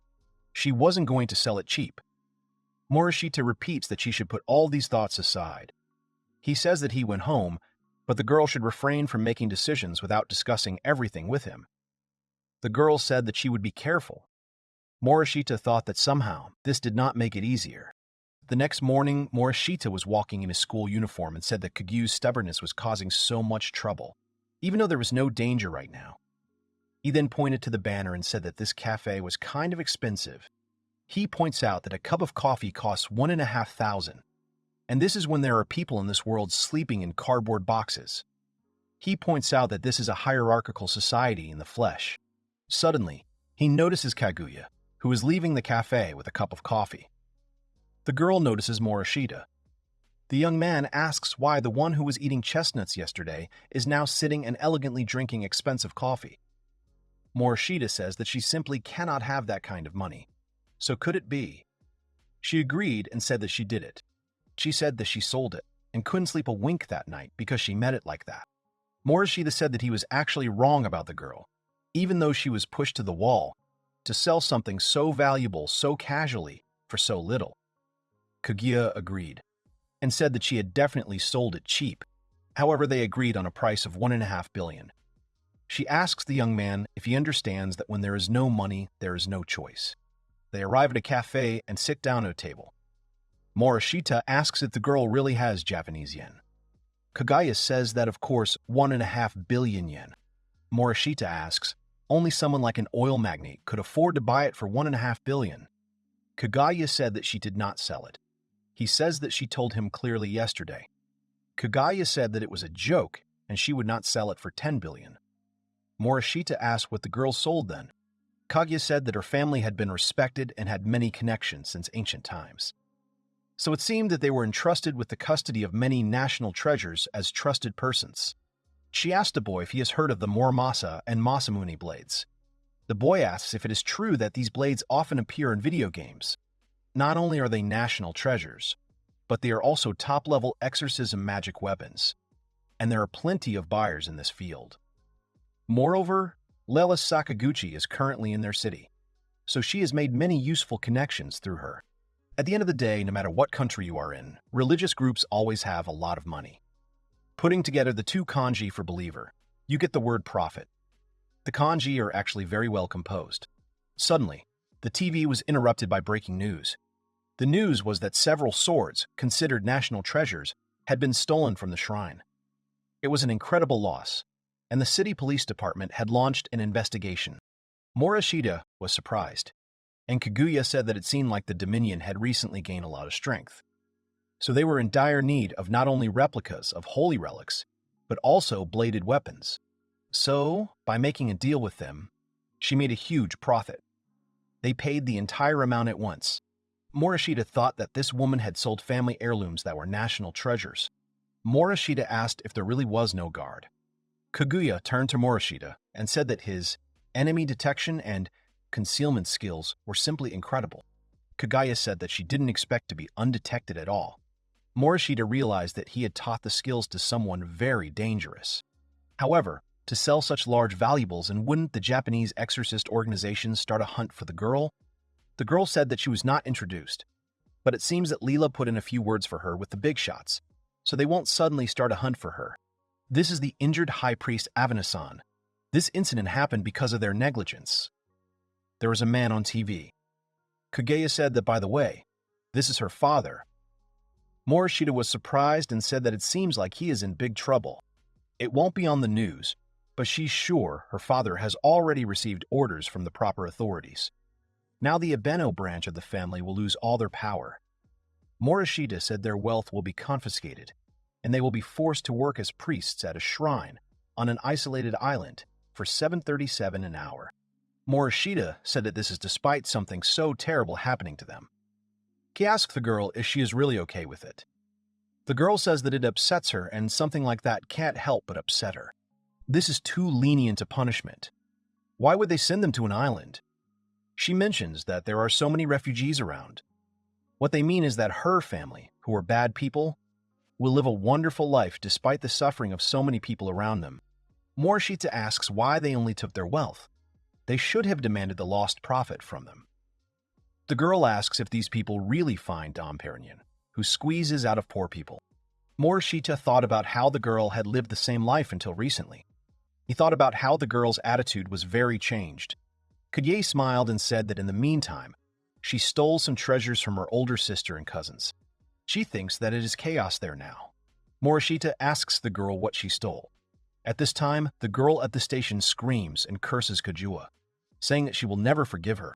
The boy asked what she was going to do now. Kaguya said that she was thinking of buying a penthouse in a tall building in front of the station. Even if it was too big for a single high school girl, she wouldn't mind investing in something that could be rented out later. Morishita asked the girl if she hadn't just been criticizing undeserved income. but then now it means the problem is solved. He decides to have coffee too. Kaguya replied that the problem is not solved at all, since they still haven't figured out the most important thing. Kaguya then turns to Morishita and asks if they are really skipping school. The boy is surprised and asks the girl what she means. Kaguya tells the boy that they are going to the coast together right now. Morishita doesn't understand what the girl means. After a while, they get off at the station and a wonderful view of the sandy seashore opens up before the children. Kaguya calls Morishita and asks him what his favorite dish is. Morishita hesitates, but Kaguya asks him to name dishes other than the ones his mother would cook for him. Morishita says he likes ramen. Kaguya said that she also likes ramen. She suggests that the boy in this case go to a super popular restaurant next time. Morishita agrees with the girl. They sit and admire the sea. The girl calls Morishita and asks if summer will really come in a couple of months. She asks the boy if he likes the ocean. Morishita agrees, and Kaguya replies that it is a coincidence, because she really likes him too. The girl then asks him what type of swimsuit he likes best. Morishita replies that he likes striped bikinis. Kaguya agrees and says that this is exactly what you would expect from a boy like Morishita. She doesn't have a swimsuit like that, so she suggests that they go shopping together next time. Morishita is surprised and tells the girl that he is imagining things or that she's been acting a little strange lately. Kaguya asks the boy why he thinks so. After all, she and the boy are friends, so skipping school to go to the ocean together or spending time together during summer vacation is something they should do. The boy agrees with her. Besides, they are quite close after all, and if you think about it, it has been like that lately. Kaguya then asks the boy, is he going to get a wife in the future? The boy answers that it is better to have a wife than to be alone. Girl asked, what if he was in for the cliched development of events when his wife asks if he wants to take a bath or have dinner? Morishita asks why the girl is even saying that. Morishita replied that he would agree. Kaguya replied that she would too, and then suggested that in that case, next time they should buy only things. Morishita asked the girl to wait. Morishita asked Kaguya what she meant. Kaguya was surprised and said that she was talking about that very thing. Morishita said that was the question and asked why the girl was talking about something like that. Kaguya thinks she is a stunning girl. The boy asked her why she is so proud of it. To be honest, the recent events have made her think.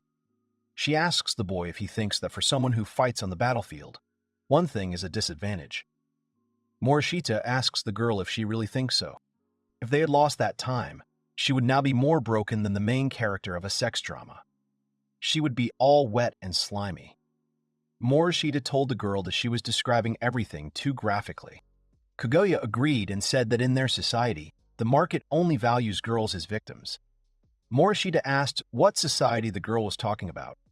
Kaguya said that in this way, she thought that she should lose her treasure. By the way, if she loses the treasure, she will change from a humble girl to the most powerful girl. But she doesn't understand if it will affect the strength of the effect. Morishita said that he has no idea what this girl is talking about. Kaguya asks if the boy really wants to part with his treasure as soon as possible. Morishita looked at the girl and started shouting, asking what the girl was talking about. The boy said that he would seem to be a surprisingly hopeless romantic, but he believed that his first time should be with the girl he loved. Morishita debated whether it was true that after his first time, his partner could be anyone. The boy said that was not what he meant. Be that as it may, he does not want to decide something like this with his partner and does so out of principle that he just happened to be at hand at the right time. Suddenly, Kaguya appears in front of the boy and slaps the boy's cheeks. She asks Morishita if he really thinks she would talk to him so casually about something like that. She says that she has an interesting body and a hot heart. If the treasure is taken away from her, she will become that same ordinary girl. The young man asks the girl how confident she is. Kaguya is embarrassed and says that, however, she is a hot girl. Morishita asks what the girl means. She wonders to the boy if he really still doesn't understand everything and if he really hasn't understood anything. She wonders if the boy is really some kind of cliché of their novel. Kaguya says that's enough. Then she will tell the boy plainly. She runs straight to the sea, and then sighs and shouts towards the sea for Morishita to become her boyfriend-fiancé. Morishita is embarrassed and asks the girl to wait. saying that he somehow did not understand her words at all. He asks about the friend fiancé. Morishita is surprised. He doesn't understand what the girl is doing and whether she is serious. Then the girl turns to the boy and says that he really hates her. Morishita says that he does not hate her. Morishita thought that she was definitely not the girl he was looking for. At least that's what he thought, but they became close without even realizing it. Morishita said that in that case, he would definitely answer the girl seriously. He says that even if they start dating, they don't know anything about each other. That's why not start getting to know each other better as friends first? Kagaya says that the boy made her say such a thing, but at the same time, he wants to remain ordinary friends. Morishita says that they are more than friends, less than lovers. Kagaya agrees and says that's enough for today. The girl then says that her right hand is lonely. Morishita asks if the girl is really asking to hold his hand. She says that they are more than friends. If so, shouldn't they hold hands? Then they hold hands. They walk through the city, and Morishita tells the girl that the station is on the other side. Kagyu replies that everything is fine, and they will only go one stop. They can walk this short distance holding hands. Kagyu then calls Morishita and says that she was betrayed by her father and older sister, and it was very sad. The boy says that it is definitely so. Even for such a family, the girl thought her heart would break, but she doesn't care anymore. After all, that day, in that place, the young man came for her, and now they walk hand in hand. That alone makes her happy. Even if she could start her life over again, and she had to go through the same betrayal again, she would probably go the same way for this moment. She can't trust them either, but that's how she truly feels. Besides, the words she was about to say to the boy would really never be heard by anyone else, even if she never repeated them again, so the boy had to listen carefully. Kaguya says that she is crazy about Morishita and loves him very, very much. After some time, the story turns to a girl named Maruyama Tuka. She is an ordinary high school girl who works as a baseball club manager and is a little concerned about her overly curvy figure. Her family circumstances, however, are anything but ordinary. Her father, an office worker, began investing in stocks when she was in elementary school. Initially, he used only his salary to trade, but then, to recoup his losses, he went headlong into trading. At first, everything went well. However, without realizing it, he spent all his savings and began borrowing from relatives, and when these bridges were burned, he borrowed at high interest rates. When even this was not enough, he borrowed money from moneylenders. Having reached the point of no return, his father committed a terrible act, and, as if this grief alone was not enough, the family's misfortunes did not end there. A man came to their house and said that this was the way they should pay off their father's debts, because this was the natural order of things.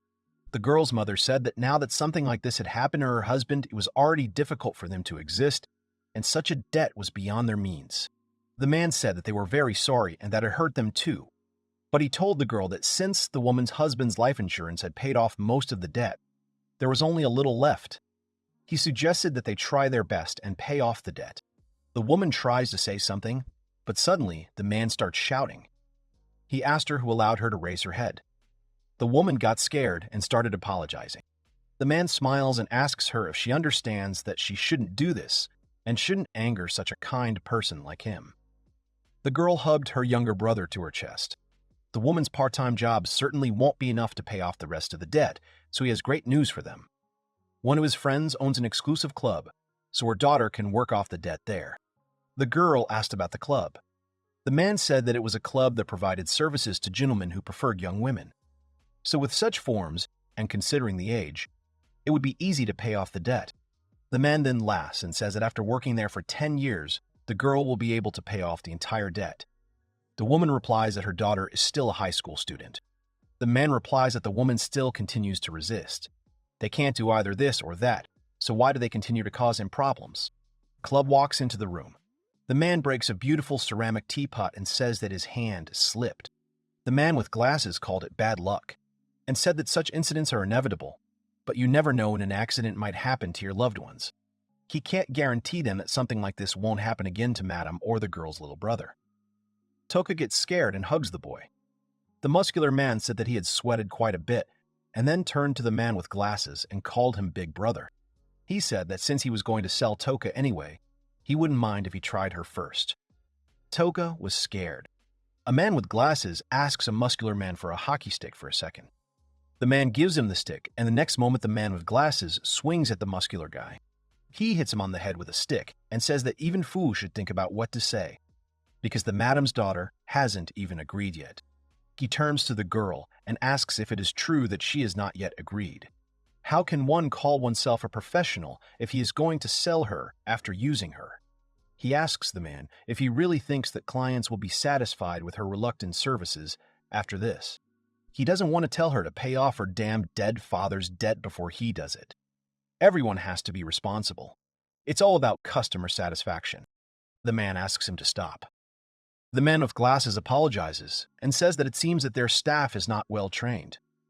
He calls him disgusting and says that these days, everything can be solved with violence. He then suggests that they end their conversation here. However, their patience is not limitless either. They will wait until tomorrow, so he suggests that the girls think it over carefully.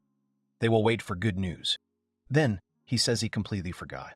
He throws the envelope and says it's a symbolic memorial offering to them. Then he asks the man to take them home. After some time, Toka walked around the city and tried to understand how it came to this.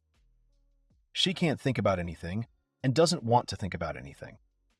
Until recently, she had a family and a boyfriend, and she considered herself the most ordinary happy girl.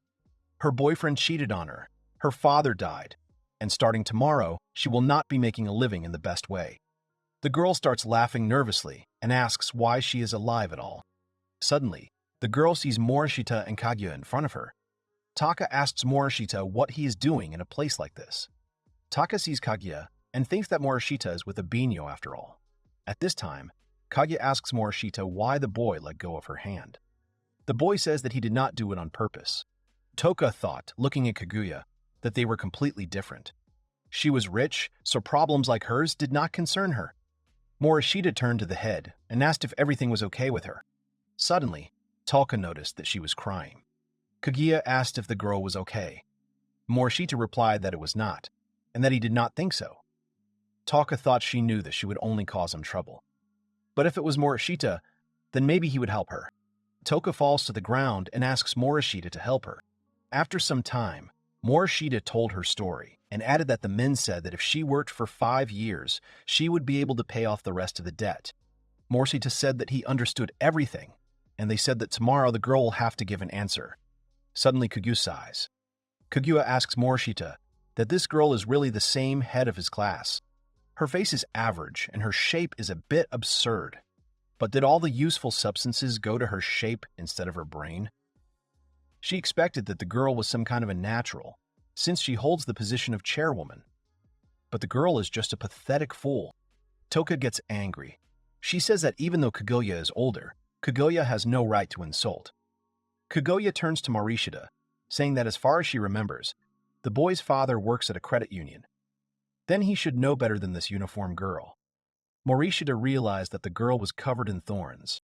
Morishita asked the leader when her father died. Toka replied that her father had died 2 months ago. Morishita asked if the girl knew what renunciation of inheritance was. The girl did not understand what the young man was talking about. Morishita replied that the girl's creditors, the so-called Yakuza member, said that the family had to pay off her father's debt. Toka agreed and said that, after all, one always had to pay one's debts. The young man replied that the girl was not obliged to do so. Toka was surprised. Morishita said that he wanted to say that the girl was not obligated to pay them a single yen. According to the law, the girl does not have to pay anything. The parent's debt is strictly defined by the contract between the parent and the creditor. The girl can file a lawsuit and get rid of the debt completely. There is a time frame for this, but the girl must have enough time. Taka reminded her of those men. Kaguya asked Taka to accept her condolences regarding her father. However, the girl does not deserve sympathy. She drove herself into a corner with her stupidity and weakness. She was greatly intimidated, and she stopped thinking, did not dare to ask anyone for help. The strong devour the weak. That's God's plan. It's an incredibly ordinary and boring scene that happens every day in the world. Morishita said that the girl is explaining it all wrong. Toka said that she understood. What she says about money It all sounds strange. She is weak and stupid, but they are talking about the Yakuza. She asks what a high school girl can do against them. Everyone lives in awe of the powers that be. She asks if this is really wrong. Should she really be punished like this? Kaguya agrees and says that weakness is a sin in itself and she does not deserve pity. Toka is surprised. Kaguya says that the girl also has teeth and nails. She could gouge out their eyes or bite off their noses, but still. However, if she remains the same, she will literally be eaten, or the girl wants it. Then Kaguya said that they would help her. Even though she says this, it is not because she feels sorry for the boy or has a special sense of justice. It just looks interesting. But she's only speaking for herself. Tuka said it didn't matter how much the law was on their side, but what could they do against the crime syndicate? Morishita told the leader that everything was fine. He asked Toka where the Yakuza office is located. Toka gets scared and asks the boy if Morishita is really going there. Morishita says that they are going to have a little chat with them. Kaguya is also going there. After some time, they come to the Yakuza base. The man in glasses says that he only thought that the girl had already made up her mind and did not wait until tomorrow. But what does this all mean? Morishita said that it was as they said. According to the law, Moriyama would give up his right of inheritance. The man began to laugh and talk about the law, which greatly irritated Morishita. The man then tells Morishita that he has no idea where he got such superficial knowledge from, but the adult world is a terribly complicated place. It would be great if children didn't interfere with adults' debt agreements. Morishita asks which of these is superficial knowledge. The man says that the young man sees what else a high school student can have besides superficial knowledge. Kaguya turns to Morishita and says that at the end of the day, he is still a creditor. He seems to be well aware of his illogicality, but he is not going to listen to them. Morishita agrees. The man says that he congratulates them because they were able to learn more about the adult world. If Moriyama pays his debt, everything will be resolved by mutual agreement, and they will go their separate ways. Morishita says that they don't agree with that, and isn't it obvious? The man is surprised. Morishita says that they came to discuss everything in good faith. He asks if they could explain what he said wrong. The man with glasses. Sketten asked what he had said wrong. The man threatened Morishita and told her not to come to the Yakuza office to make jokes, throwing out random phrases about laws that make you sleepy. They are a crime syndicate, outside the law. Now they must hurry and run home while he is in a good mood. He prepared to smoke. Kaguya replied that she hated tobacco smoke, and could the man please stop doing it? The man was surprised. He blows smoke directly at Kaguya. Morishita thinks that it is useless and whatever. He asks the man to resolve this peacefully. According to the law, the Moriyama family will renounce the right of inheritance, and this outrageous case will not go to court. He suggests that the man do so and forget about everything. The man asks the children what they are doing. He turns back to them and says that they don't seem to be afraid of being Yakuza. Morishita thinks that he is a hero and Kaguya is an exorcist. After all, there is no reason for them to be afraid of trash that is not even worthy of being called small fry. Morishita said that this is how they will solve everything. The man asked the children if they really underestimated them. Their business is based on image. If a crime syndicate were to go along with pathetic high school students, it would be a bad example.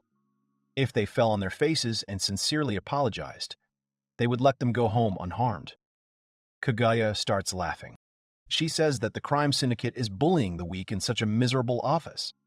She asks the men if they are not mistaken. In crime syndicate terms, this family is a branch of a branch.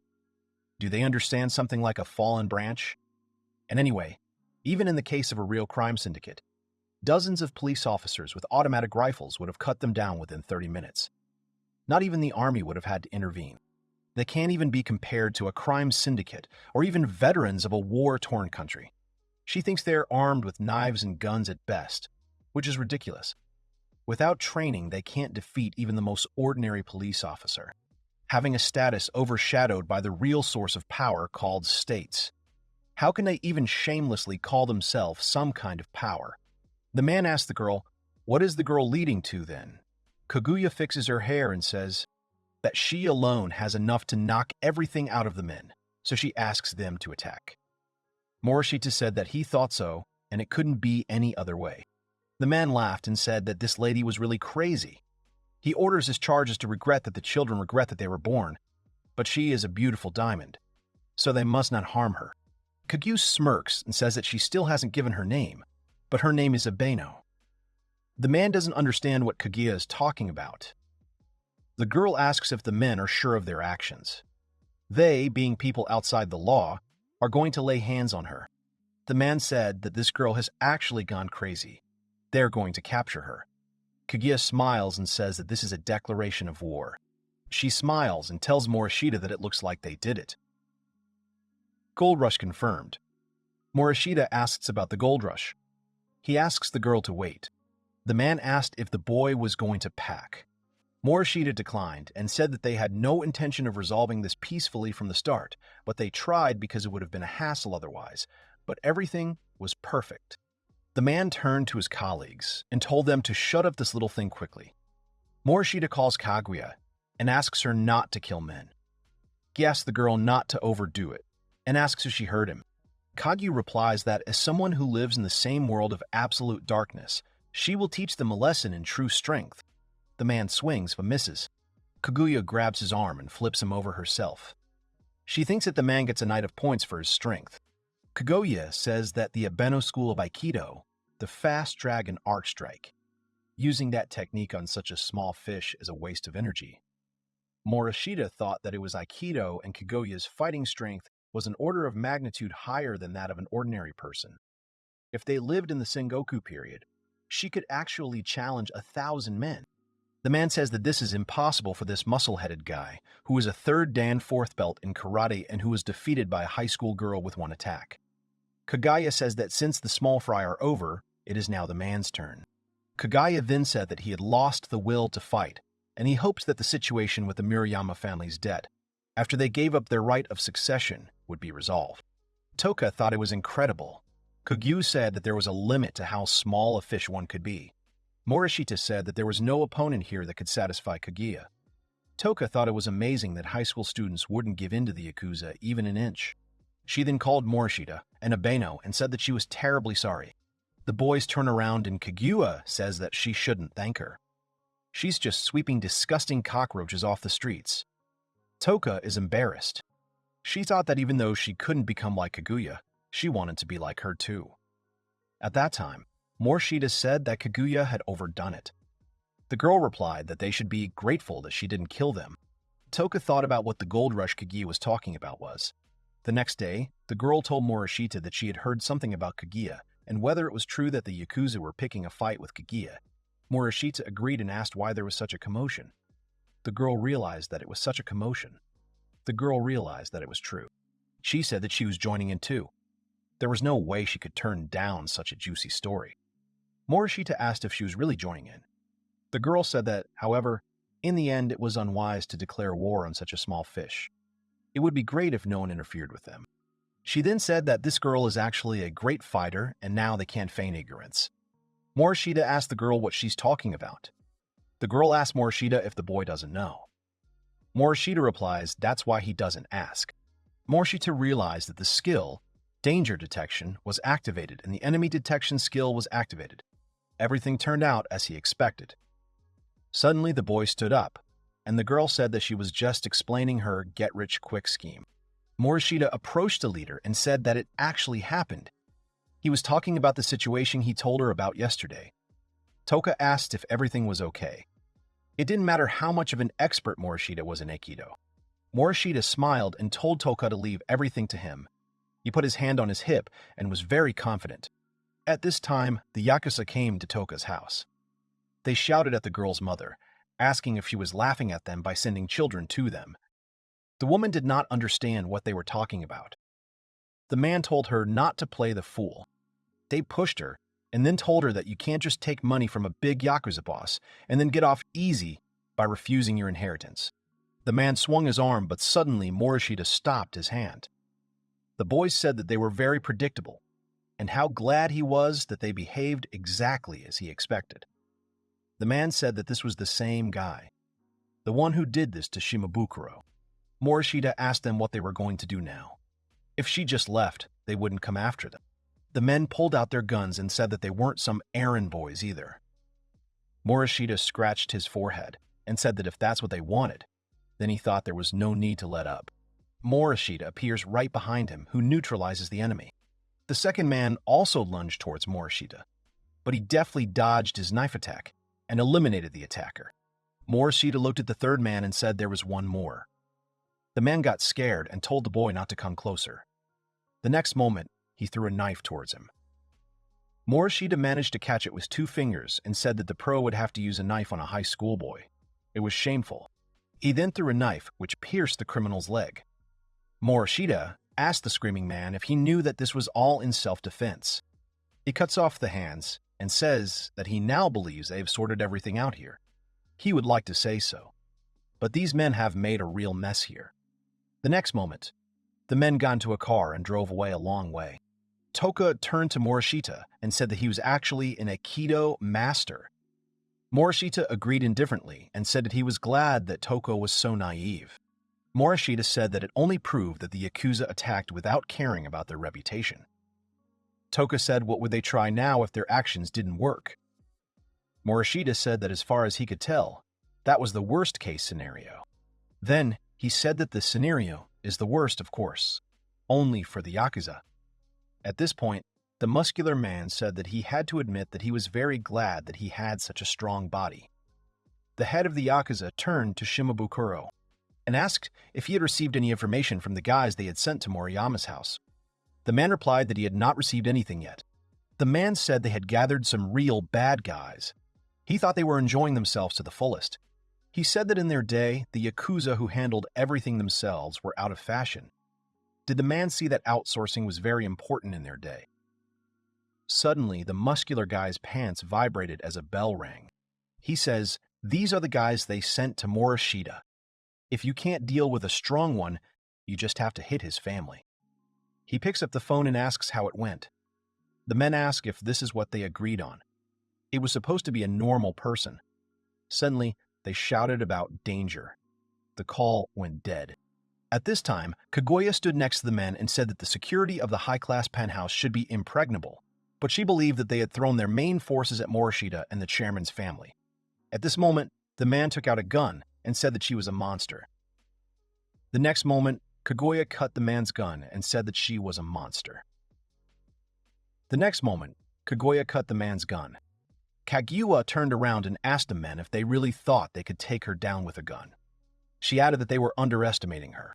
The men were angry, but one of them realized that his legs were not moving at all. They looked down and saw that they were being held by some hands with sharp claws. The next moment, Kaguya struck down the men. She said that no matter what, she wished they had had a little time to react. That magnificent sword would think it was being neglected. The muscular man was on the phone asking if the man could hear him. The Yakuza boss asked what was wrong, to which the man said he thought the boys were drunk or something. The man with glasses said he figured it was inevitable. Then the man said their food had arrived. The man opens the door and says it's too noisy, and they shouldn't ring so much because they're not deaf. The 2 men show their ID and say they're from Sakurada's department. After a while, they are arrested. The police say that's it. If all members of the family are arrested or hospitalized, the family will fall apart. Criminal organizations could only survive by hiding from the police. Once they cross the line with citizens, that's the end. Toka looks at the police car and asks if it really ended that quickly.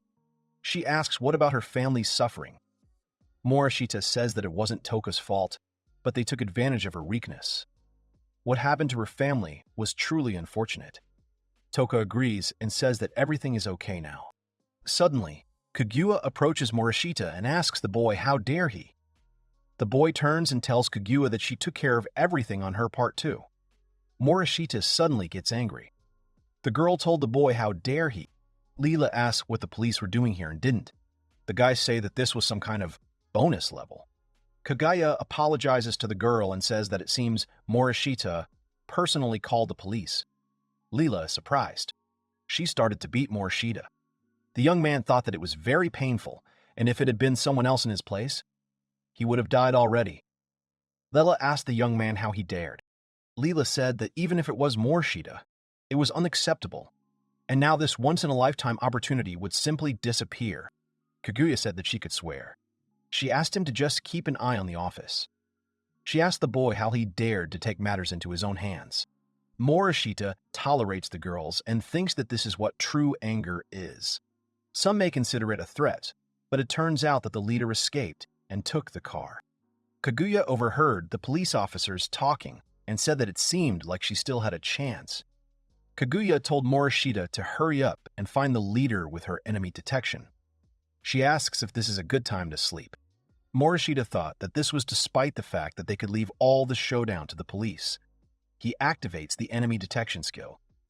Kaguya gives Layla the command to catch a taxi and says that they are going to kidnap this Yakuza. Morishita was surprised. Kaguya said that she was sure that he had enough money to escape. Leela added that they somehow managed to get back to the bonus level. Morishita asks if the girl has a bonus or gold. Leela said that she can't really say it. Kaguya uses the spatial rupture skill, and now the drivers can't hear them. This skill is very useful. First of all, the government and countries have not officially recognized the existence of the Ebeno family, or Dominion. They are extraterritorial. In other words, underground organizations. Long ago, their exorcist founder had incredible power. Morishita learned in school that a shaman ruled in the past, and he guesses about Himiko. Kaguya replies that they were taught this, but in reality, it is different. In fact, this person had superpowers. In other words, their ancestor ruled from the shadows with brute force. As civilization developed, science and military tactics evolved, and the complete dominance of the past disappeared. However, their forces still have to be reckoned with. Morishita said that if several dozen people committed a terrorist act, they would be impossible to deal with. And yet, these organizations also do not want to start a war with the country. Kaguya said that even a fool like the youth now understands the essence. He asks why the government would ignore such organizations. They made an agreement in the early 20th century. They are just an organization that fights only ghosts. They do not show themselves in public, do not associate with politics, the government, or ordinary citizens unless absolutely necessary. In return, the government does not interfere in their affairs either. Morishita understood what extraterritorial meant. However, as you would expect, any reckless actions towards citizens will eventually land you in a high court. However, in the case of someone from the criminal world, the situation is completely different, and by different, it means that the decision is entirely up to them, including murder.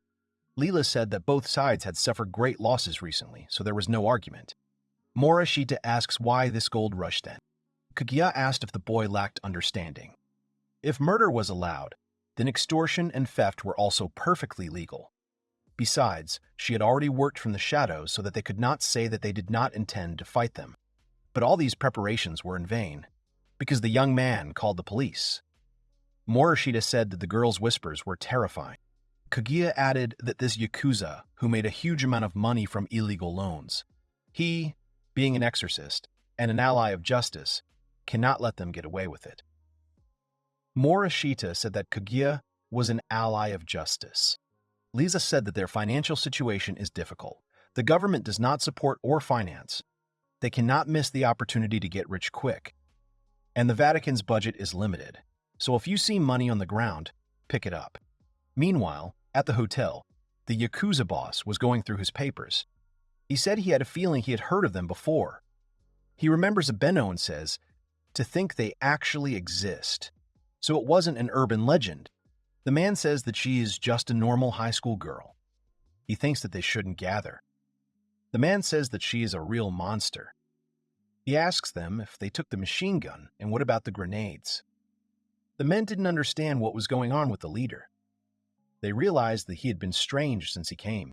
Suddenly, the Yakuza leader sees a car through the window, Morishita and Kaguya getting out. He shouts that they are here. The man says that it simply cannot be, because only they know about this place. Suddenly, the door handle starts moving and then comes off.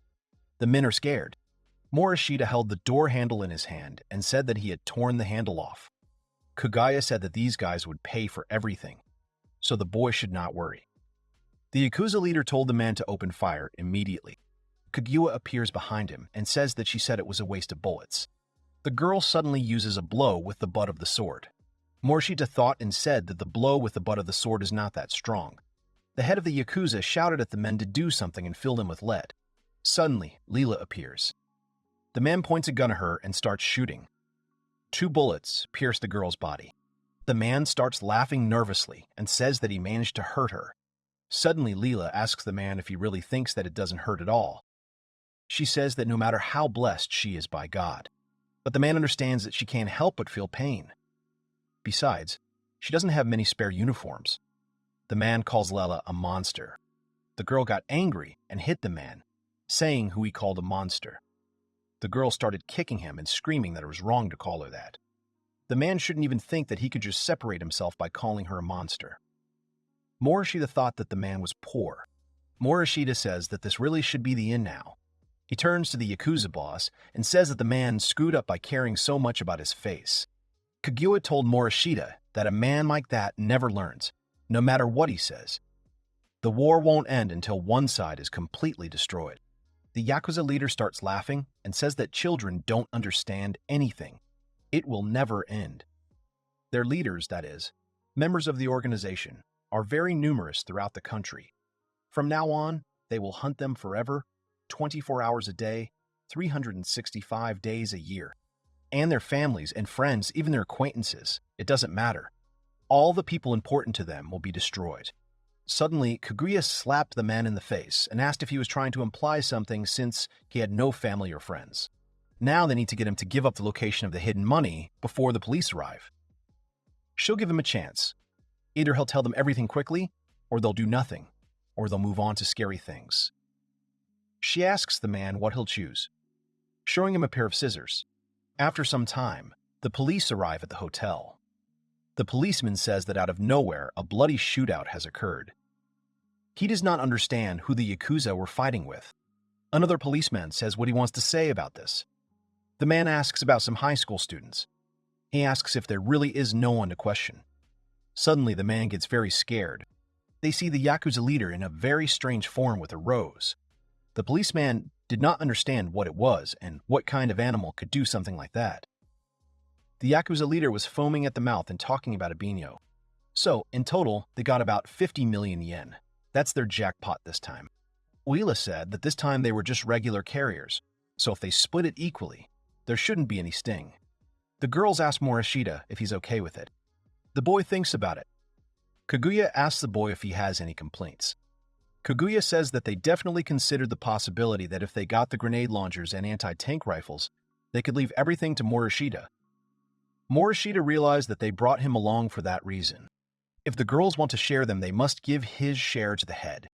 Even the insurance money paid for the death of his father was taken from the head. In this case, this money will be a kind of compensation. He cannot bring himself to take it. Leela asks the boy if he really wants to become a saint. If he puts it that way, she can't just say that he'll take it anyway. Kaguya says that she thinks so too. For the first time since losing her own, she understands the importance of family. She loves money, but she's not a miser. Leela said that settled it then. It was stolen money anyway, so if they told the boss that the Yakuza were kind enough to return it, she was sure she'd take it. Morishita thinks they are quite a funny couple, but ultimately they are not bad at all. After some time, a cart with suitcases appeared in front of the young man. Morishita, surprised, asked what it was. Kaguya said there were 570 million yen. Leela added that she didn't expect them to have that much cash. Morishita asked about over 500 million. He asked where the money came from. Kaguya laughed and said she was sure the Yakuza said it was natural for children to pay off their parents' debts. Morishita said that couldn't be true. Kaguya said that it was. After all, they had visited the headquarters of their main crime syndicate to talk face-to-face. After all, parents should take responsibility for their children's affairs. They had these peace talks. Leela said that no one died, so the guys don't have to worry. However, they were talking about the headquarters of a crime syndicate. It was surprising to see that they had so many MP5s and grenades. Morishita asked how this could be called a peace talk. Their leader surrendered after they defeated 36 of the strongest Yakuza. Morishita said that the money was paid to settle the conflict back then. Obviously, they wouldn't have made such a fuss if it wasn't profitable, even though they had enough money to buy a whole castle at that time. These two were truly determined to get more than 100 million Japanese yen. Kaguya says That then, since this work was done in Abeno's name, she will take 370 million for herself. Leela would take 200 million for herself. Leela said that considering how many people attacked her, it was nowhere near enough, but this time she would accept it. Morishita counts his money and asks where his share is. Kaguya tells Morishita that he didn't do anything this time. How low could he have fallen if he decided to grab something for himself after that? Morishita says that the girl has a point. He thinks that in that case, there was no need to wake him up so early today. Kaguya told the boy not to worry. From now on, she will pay for every date they have. The girl said about dating and traveling and even paying for the wedding and the subsequent living expenses. She would take care of all of that. Morishita was surprised. Kaguya asks if the boy doesn't find this a reasonable return on investment. Morishita thinks that smile should be illegal. Kaguya said that the boy blushes so cutely. After a while, Morishita approached Toka and asked if she was really studying law again. The girl said that she understood now and did not want to remain weak. Besides, this way she would be able to understand what to do in different situations. Morishita asked the head if she had really changed. Leela notices them and thinks about that thunder attack during the battle with the 9 tails. This skill is out of this world and there can be no mistake. To think that this guy was actually a hero from another world. She realizes that he is that older brother. A strong and kind hero who saves the weak and destroys evil. Someone like that only exists in fairy tales. A girl named Ariel remembers going fishing with her parents. The girl's father said it was incredible and she managed to catch a real giant fish. Ariel had a kind father and wonderful mother. The days when these 3 lived in the old castle by the lake were blissful. The girl's father was a purebred vampire, and her mother belonged to a race hostile to vampires. They broke the taboos of their races and got married. Essentially, they ran away together and, hiding their true identities, secretly settled in an old castle, isolated from civilization. One evening, Ariel told her father that she wanted an older brother. The man was surprised and said that it would be difficult to arrange. The girl asked if she really couldn't have an older brother. Her mother asked Ariel not to bother her father. The man told the girl that it was time for her to go to bed. The mother said that the father would read her a picture book. After a while, the man finished telling the story of the hero who defeated the monsters and saved the princess. Ariel asked her father if she would really become a vampire one day. The man asked Ariel if she really wanted to drink blood. The girl said no. The man said that in that case, the girl would not become a vampire. Ariel said that if her father drinks blood, he is a bad monster. The man said he definitely drinks some of their livestock's blood, but he vowed to never attack a human again. Ariel said her dad is a good vampire now. The man laughed.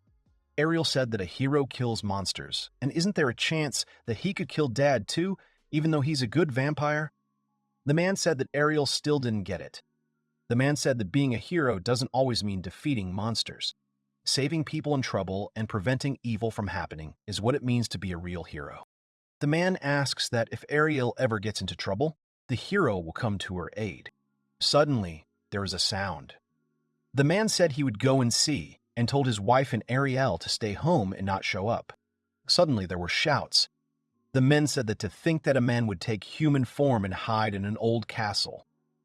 They ordered him not to let down his guard. Ariel ran to the exit and called her father. She saw her father being pierced with spears and he himself taking the form of a vampire. The girl called for her father. One of the knights saw her and said that this was rare and a child vampire ran out to them. The man took on human form and called Ariel, then told her to run. The knights realized that the vampire was still able to move. They used magic and started to destroy the vampire. The girl screamed and the knights gathered to catch her and she would make a great souvenir. Suddenly, Ariel was grabbed by her mother and ran away. The knights realized that this must be the vampire's partner. They gathered to catch her. Suddenly, the woman had white wings and people were surprised that she was an angel.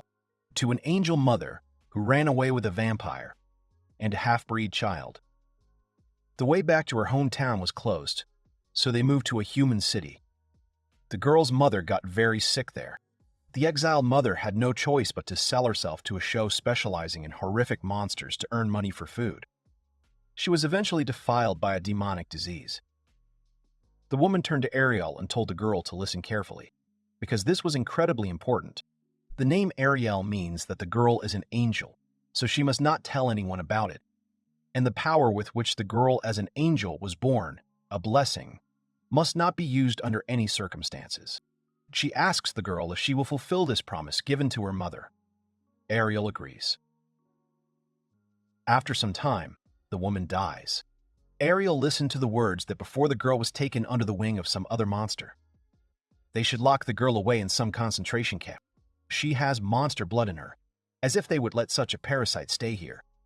They have no idea when she might attack someone. In the end, some men got some money.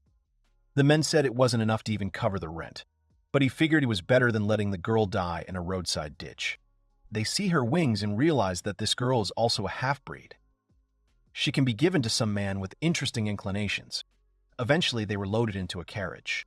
A girl with a pendant on her neck told Ariel that she had a very beautiful hairpin. The girl agreed. The girl then asked Ariel if she understood that if they told her to do something, then she just had to do it. Who knows what might happen otherwise? Ariel remembered her father's words when he said that if Ariel ever got into trouble, the hero would come to her aid. She believed that her father himself had told her so. She believed that their hero would come to save her one day. Suddenly, the carriage with the captives stopped. People heard screams that they were being attacked. Ariel thought that a true hero would save them. Someone strong and kind would come and save them from hell. However, some men appeared who said that all the captives were useless and, unlike gold, they were too bulky. And then why didn't they get rid of 3 or 4? Ariel realized that such a person still had not come. After a while, the man held up a bloody necklace and said that the girl had already kicked the bucket. All that was required of her was to obediently hand over this piece of trash. He said that this time they were all useless and they needed to hurry and get rid of the rest. He then turned to Ariel in the cage and said that he had worked so hard to prepare this food and she hadn't even touched it. The man turned to his colleague and said that if he scratched the goods, he would be in trouble. The man replied that in that case, only skin and bones would remain of the girl. She is so skinny that no one will want to take her, and aren't the costs of feeding her growing. We just need to finish her off and use her for meat. The man asked where they saw meat in her, and now she is definitely only good for soup. Ariel thought that she didn't care anymore and wanted to go to her mom and dad as soon as possible. Suddenly, people heard a sound. They did not understand what the guards were doing there. Suddenly, a young man appears in front of Ariel's cage and tells her that she seems to have had a terrible experience. He reaches out to her and asks if she is okay. The sorceress girl said that these two must have been the last ones. Speaking of which, was such a bandit group really worthy of an A-rank reward? The other girl said that it was just that they had become strong. Then they saw the girl and asked who she was. The boy said that she looked to be about 6 or 7 years old and was quite frail. This must mean that he had been stolen from the traders. The girl said that she healed the girl, but she does not respond even if she tries to talk to her. The witch girl approaches Ariel. She says this condition is called shock. She thinks she experienced incredible pain for someone so young. Then the girl says that this is very interesting and this girl is half vampire. The boy said that she is half vampire. Of course they feel sorry for her, but frankly they won't be able to take care of her during the trip. From now on they will meet a huge number of children passing by. So if they were to help each of them, they would not be able to fight the Demon Lord's army. The youth said that this was a correct point. The boy takes the girl in his arms. Ariel thinks about the smell and it is very warm. She remembers the smell of those times when she was happy. The young man asks if they can save the world if they can't even save one child. He won't lie and say that everything will be fine from now on. Chances are that they will only suffer more. Then he asks the girl if she wants to live. Ariel replies that she doesn't want to die. Ariel starts crying. The boy says that it is decided then. The sorceress girl is surprised and says that they are now heading to a sacred empire known for its hatred of monsters. They ask if the boy imagines what troubles await them, if she brings a half-vampire there. The young man said that she was no different from a human, so everything would be fine. The girl says that no matter what, the boy is not going to listen to anything she says. Once they reach the sacred empire, they will leave her in the orphanage. After all, that is what one would expect from Daika. Ariel thought that heroes existed after all, but this guy's scent was so familiar and warm. If she had an older brother, she was sure he would be like this. The girl asks the boy if he will become her brother. After a while, the sorceress girl said that all countries are equally prejudiced against those with monster blood, but they are talking about a shelter in a terrible sacred empire. Ariel will not survive there. The girl asked the sorceress if she had promised to do this from the very beginning. The girl answered that, in the end, feelings can change. Besides, she's a good girl, or rather, too good a girl, and she seems to be afraid of being abandoned. She believes, you could say, that she simply cannot turn a blind eye to it, being someone who has also gone through the ministry. The girl said that, if you think about it, something similar happened to the girl. The girl replied that there was no need to cry every time she mentioned this story. The boy said that Ariel just keeps clinging to her and calling him brother. He thinks that this is also part of the defense mechanism. She has lost too much and is trying to maintain a fragile balance by relying on someone else. The girl said that it was just like Daiki said. Even if it was stupid, she had a feeling that they would be sacrificing the purpose of what they were fighting for if they abandoned this girl. The girl said that if she is Daiki's younger sister, then she is also her younger sister, so she asks the boy to spoil her more. Daiki said it was a bit embarrassing. The girl added that he should act like an older brother. The magician girl said that the little sister sounded pretty good. Then they all started laughing. Ariel heard them, and she was happy. After some time, the detachment was in the mountains. The girl asked Daiki if they had really decided to go down this path. Daiki agreed. The mage girl said that they can't fly while the demon lord's army controls the skies. But despite this, there are ways around this cliff. Moreover, an earth god lives in this gorge. Earth god is an ancient earth dragon. Although it is weaker than the ancient flame dragon, which has already suffered a crushing defeat, it is still an incredibly dangerous opponent. Daiki says that with the demon lord's army invading, humanity has a very narrow window to counterattack. They don't have time to level up by hunting weaklings. Besides, they are no longer who they used to be. The blonde girl said that they had been through serious training since then. Daiki replied that he himself had no idea what he could handle, but he had done his best. Besides, if they couldn't win even here, they wouldn't stand a chance against the demon lord anyway. The girls agreed that given their current condition, everything would be fine. Daiki said that it seemed like he decided to show himself. An earth god, an ancient earth dragon, appeared before the squad. The boys prepared for battle. The little girl is sitting. She held the rock with both hands. She thought that Daiki was like the hero she heard about in fairy tales. The main character protected Ariel from a giant, scary monster. The girl thinks that the very breath of this creature shakes the earth. She wonders if her brother and the others will really have to fight something like that. The protagonist tells his allies that they need the same formation as always, and then he suggests that they fight at full strength from the very beginning, to which the girls actively agree. Daiki activates skills including lightning speed, perfect defense, divine power, god of war. The hero is very focused on the battle. The bespectacled sorceress performs a summoning, saying, "O spirit who controls the logic of the entire world," and then asks him to show his power to her in accordance with their pact. She uses the highest summoning magic. She summoned Priorobus. The monster above the magician girl lets out a menacing roar as the stones hit him. But the stones are flying at the heroes too. Daiki's second ally activates perfect defense.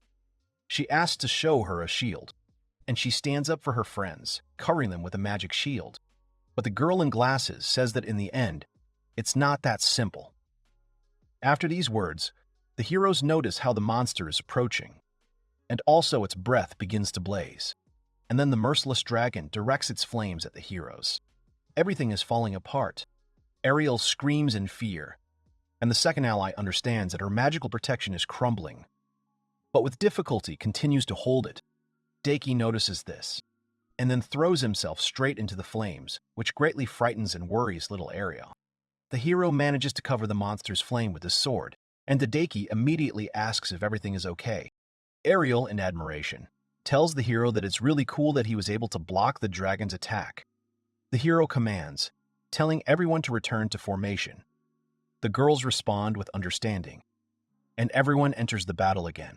At this moment, Ariel thinks that she has only heard about this in fairy tales, and he really is standing in front of her.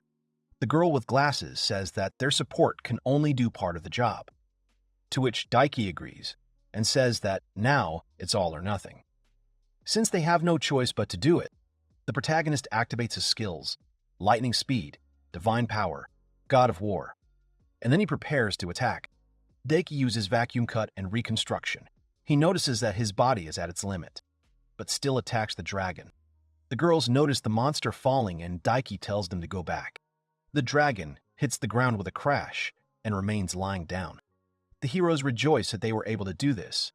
The ancient dragon of the earth fell at their hands. Ariel thinks that if it is a hero, or rather, if it is her brother, then the Demon King can really be defeated. In Ariel's opinion, this terrible world can really change. At this moment, Daiki comes up to the girl and strokes her head. He praises Ariel and tells her that she really did everything she could, but their idyll is immediately disturbed. Dark and unpleasant feelings gather in the dragon. The heroes are scared, and the blonde girl says that it's just unbelievable because she can swear that they killed him. She is shocked that the dragon is still alive. Even though his tree of life has completely dried up, the dragon is moving. They understand that this is the resurrection of the undead and from the Demon King of Curses. So in this case, it turns out that this is a zombie dragon. Daiki realizes the gravity of the situation. His bespectacled ally rushes into battle against the dragon. She attacks him viciously with magic arrows. But the girl quickly realizes that this is useless since the dragon's magical resistance is beyond this world. Daiki deduces that the monster's magic resistance has increased due to its rebirth as an undead. The girl's glasses says that she can no longer use offensive magic with the amount of mana she has left. Daiku's second ally joins the conversation, saying that if it is undead, holy magic should work on it. She then asks, addressing Daiku, that he deal with the dragon while she neutralizes it. He praises her decision. A girl with long blonde hair concentrates. Thorny thorn vines appear around her. She quickly sends them towards the zombie monster, solemnly casting the holy possession spell. The girl in glasses commands the word now. But the unexpected happens. The zombie dragon begins to attack the girl who released the thorn vines. The protagonist notices this in time. Daiki rushes to defend himself, and in the end he himself receives a strong blow from the monster. The girl in glasses says in surprise that just think, the holy power doesn't work on him. The hero says that the monster is slowing down, but first of all, he didn't even take damage. He says that even if they cut him or burn him, it will be a waste of time and effort, and that everything will only get worse as it is now. But at that very moment, Ariel has a flashback. She remembers how her mother told her in the past that the angel's power of cleansing should never be used, because if people knew about this ability, they would be captured and used. Ariel realizes that the dragon is a dark force. She thinks that if she uses cleanse, she can erase the zombie monster, but she is afraid to take such a step after her mother's instructions. The heroes are confused.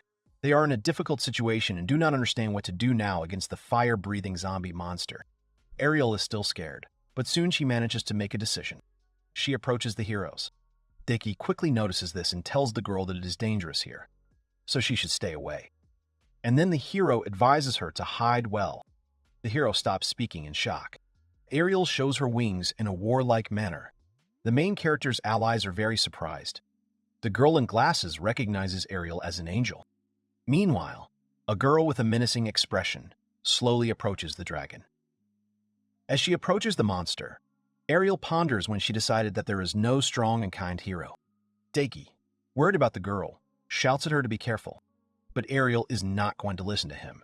She continues her thoughts about the fact that now she knows that a strong and kind hero exists. Ariel escapes the dragon's flames on her wings. She looks at her friends with tenderness and once again plunges into memories of the past. The girl begins to remember the conversation with her mother again. She told her that the cleansing is undoubtedly a double-edged sword for Ariel. Mom tells her that the sinister light that erases all curses. However, this power can exterminate half of the vampire race, including Ariel. Little Ariel was scared by these words of her mother. But her mother continues. She says that, however, if her friend ever gets into trouble, what Ariel will do during this time is up to her to decide. At the moment, Ariel is high above the zombie dragon. She remembers her mom and dad, and then she says that she understands that her power existed for this moment. And immediately after these words, Ariel activates the cleanse. The heroes notice that everything has stopped, and that the power of the curse has been erased. The monster is defeated, but Ariel herself can hardly stand on her feet. Daiki notices this and tries to approach the girl. She happily, albeit in a weak voice, tells the protagonist that she was able to defeat the monster herself. Daiki grabs Ariel's weakened body. The hero turns to his ally, the princess, and asks her what this could mean. The girl thinks about it, and then says that, after all, this light must have been an angelic cleansing, and from which, according to the girl, it follows that Ariel must have been a half-breed, between a vampire and an angel. The protagonist, in excitement, notices that the girl's body in his arms is glowing, and asks what this could mean. His question is answered by an ally with glasses, who tells Daiki that the purification exterminates every type of undead. According to the girl with glasses, this power is capable of destroying half of the vampire race, as well as Ariel's body. The protagonist is amazed that the girl in his arms has such power.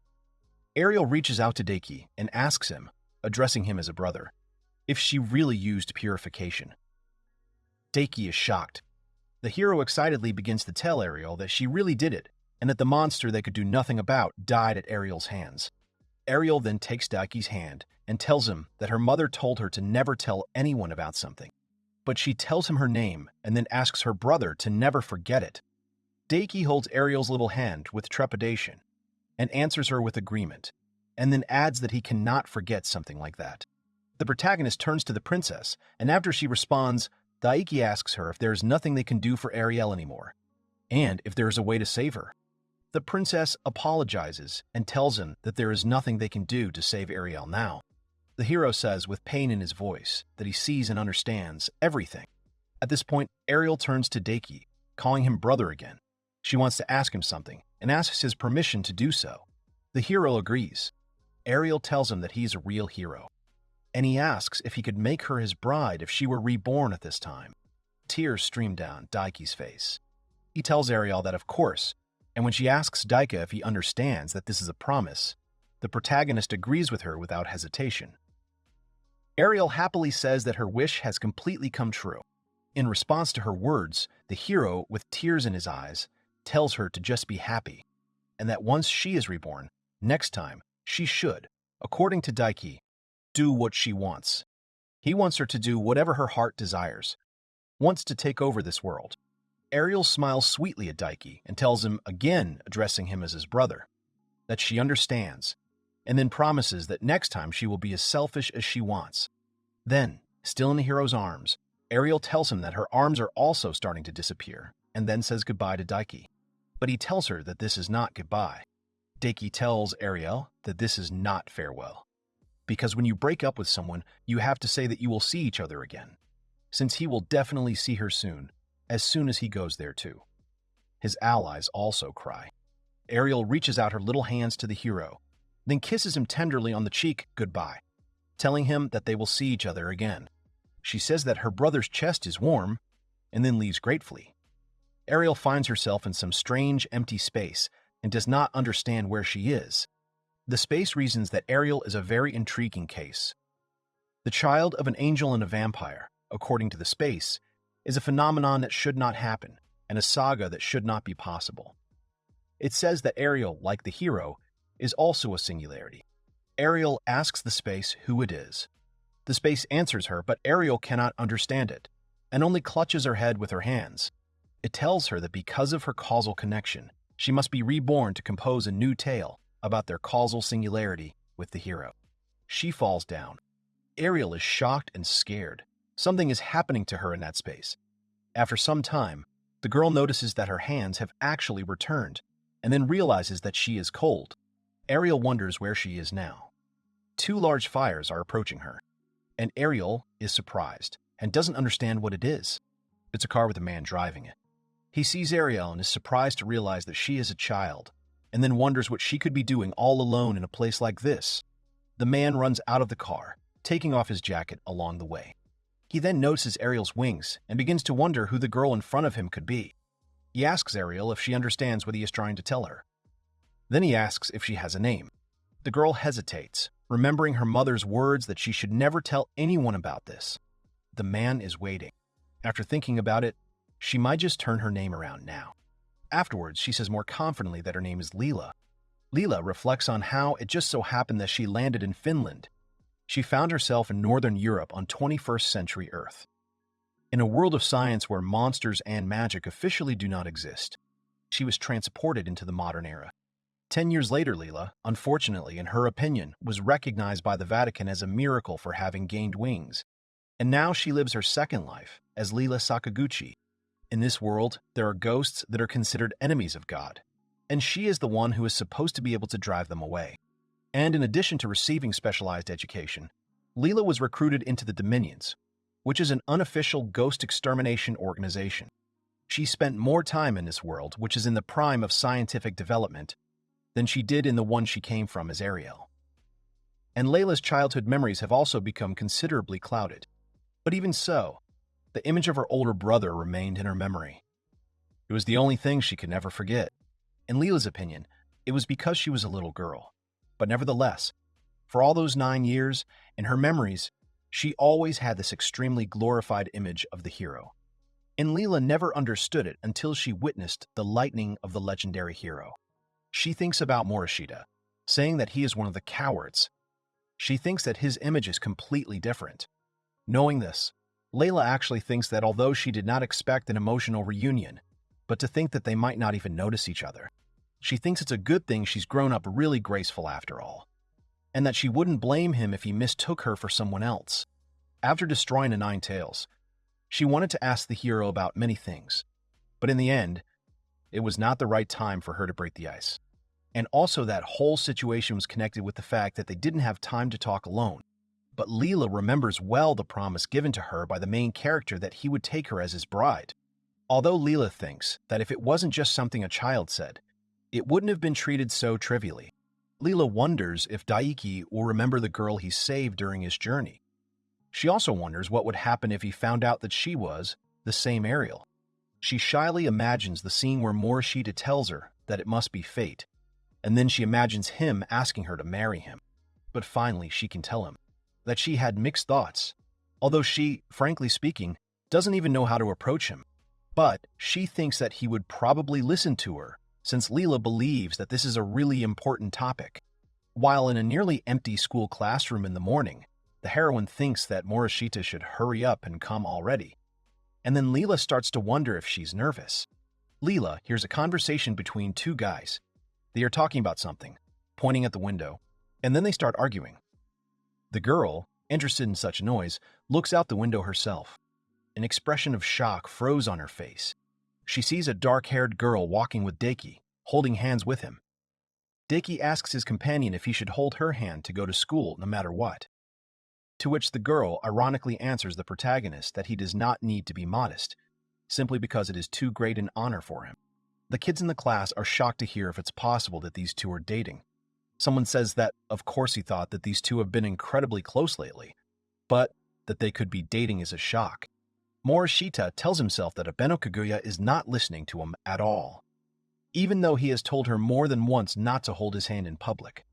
He thinks that they have struck again. The hero is called. At this moment, Leela suddenly approaches Daiki. She tells him with a very menacing look that she has something important to tell him, and then she orders him to go up to the roof.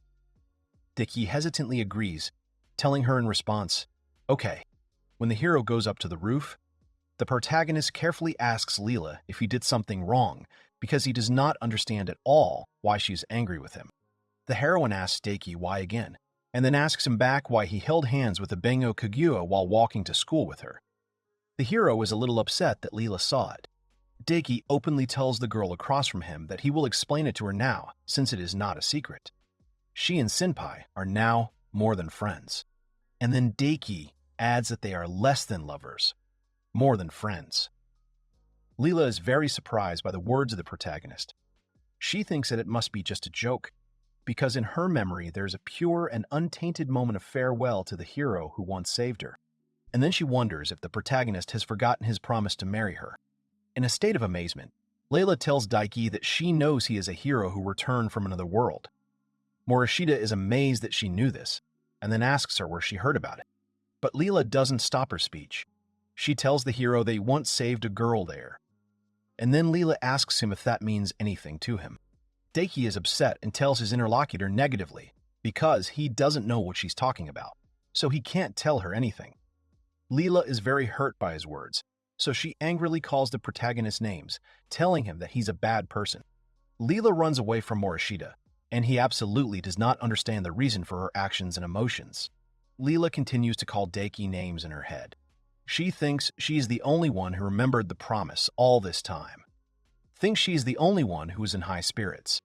Leela ran out into the street, and standing in the rain in a crowd of oblivious passers-by, she thinks that for the hero, she is nobody. She stood. She blames herself for being naive and trusting. Leela reflects that she, too, worked hard in her own way in this world. Despite having wings and fast regeneration, which only hindered her daily life, Layla understands that her fighting skills for the Dominions were also developed through rigorous training. She received special treatment due to being recognized as a miracle, which led to her receiving a lot of jealousy and envy from those around her. And even though Leela had to go through such a difficult experience, her promise to her big brother was still somewhere in her heart, allowing her to hold on until now. But now Leela realized that she was the only one who thought about things that way. And now, standing in the pouring rain, she realized the tragicomic nature of what was happening. And now Leela was brought back to the cruel reality by the fact that she forgot her bag. So now the girl understands that she won't even be able to return to her room. She looked at the school, wiping the tears from her face. Leela thinks out loud that she wouldn't want people at school to see her like this. At that very moment, someone approaches Leela. It is Abino Kaguya. She tells the girl who is soaking wet in the rain that she was just thinking about that. At that moment, she became curious about who it could be. Kayu tells Layla that she thought the girl in front of her was some kind of tattered rag, since she looked like a complete mess. But according to Kaguya, it turns out that it was just a taller Layla Sakaguchi, and at this time, the girl with the umbrella smiles at her interlocutor Layla. At that very moment, Leela thinks that of all the people she could have met right now, she saw the one she least wanted to cross paths with. Layla dejectedly tells the girl across from her that she is definitely fine now, and then asks her if that is true, to which Kaguya responds questioningly. Leela, trying to hold on with all her might, tells Abeno that she is a loner who has no one to talk to when she is hurt. Her interlocutor tries to understand what happened to Leela. Eventually, Layla breaks down and tears start to flow from her eyes. She tells Kaguya that even though she can talk, Layla is so damn upset that Abeno is the only one she can think of. Kaguya, worried about Layla, tells her that it is really strange for her to see the heroine in such a depressed state, so Kaguya is now really interested in knowing what happened. And then the dark-haired girl asks Layla to tell her exactly what happened to her. After listening to Layla's entire story in the school hallway, Kaguya tells her that she understands and that she was able to grasp the essence of what was happening. She then adds that there were various shocking and unbearable moments in what Layla told her. Kaguya says that, basically, although in another world, Layla made a promise to marry the hero, who is Morishita-kun, but he betrayed her. And in the dark-haired girl's opinion, this is what Layla was trying to tell her, to which the narrator agrees, and in her upset feelings she still repeats the words about the promise. And then Leela begins to get angry at the main character, calling him names. But suddenly Kaguya starts laughing, and then asks her interlocutor if she is mentally retarded. These words shock and surprise Layla. Kaguya tells Layla that Morishita-kun is not only a stupid person who saves everyone, but also a very kind guy, and that helping people is Daiki's job. After Kaguya continues, she explains to her interlocutor, asking her if she thinks Daiki will remember every person he helped. Layla, still confident that she is right, tells Kaguya that he definitely promised, and therefore, in Layla's opinion, she is an incredibly special person for Morishita. With a terrifyingly proud look, Kaguya tells Layla that she is not only mentally retarded, but also not very good as a human being. Layla is shocked by her words, but Kaguya does not back down from her words, even after her interlocutor asks her again. Kaguya says that when Daiki said that he would take Layla Ariel as his wife, it happened in her last moments, and that was a simple verbal promise that could allow the child to leave this life peacefully. Bringing up such a topic now and forcing Morishita to do so is a very bad thing.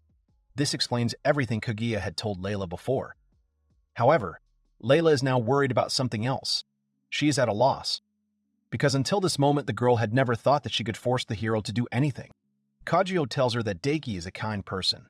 So if Layla told him about the situation and pressured him using the promise he made as a shield, he wouldn't be heartless. However, that event was a simple act of compassion for a sad child who would have to pass away. And then Kaguya adds that Daiki probably never looked at Layla in a romantic way. Leela is still wavering in her doubts, but Kaguya asks her to get rid of her own delusions already. Then Abeno asks his interlocutor a question, telling her that she's been in this world for 10 years, training, and asks Leela if she really has so little self-confidence.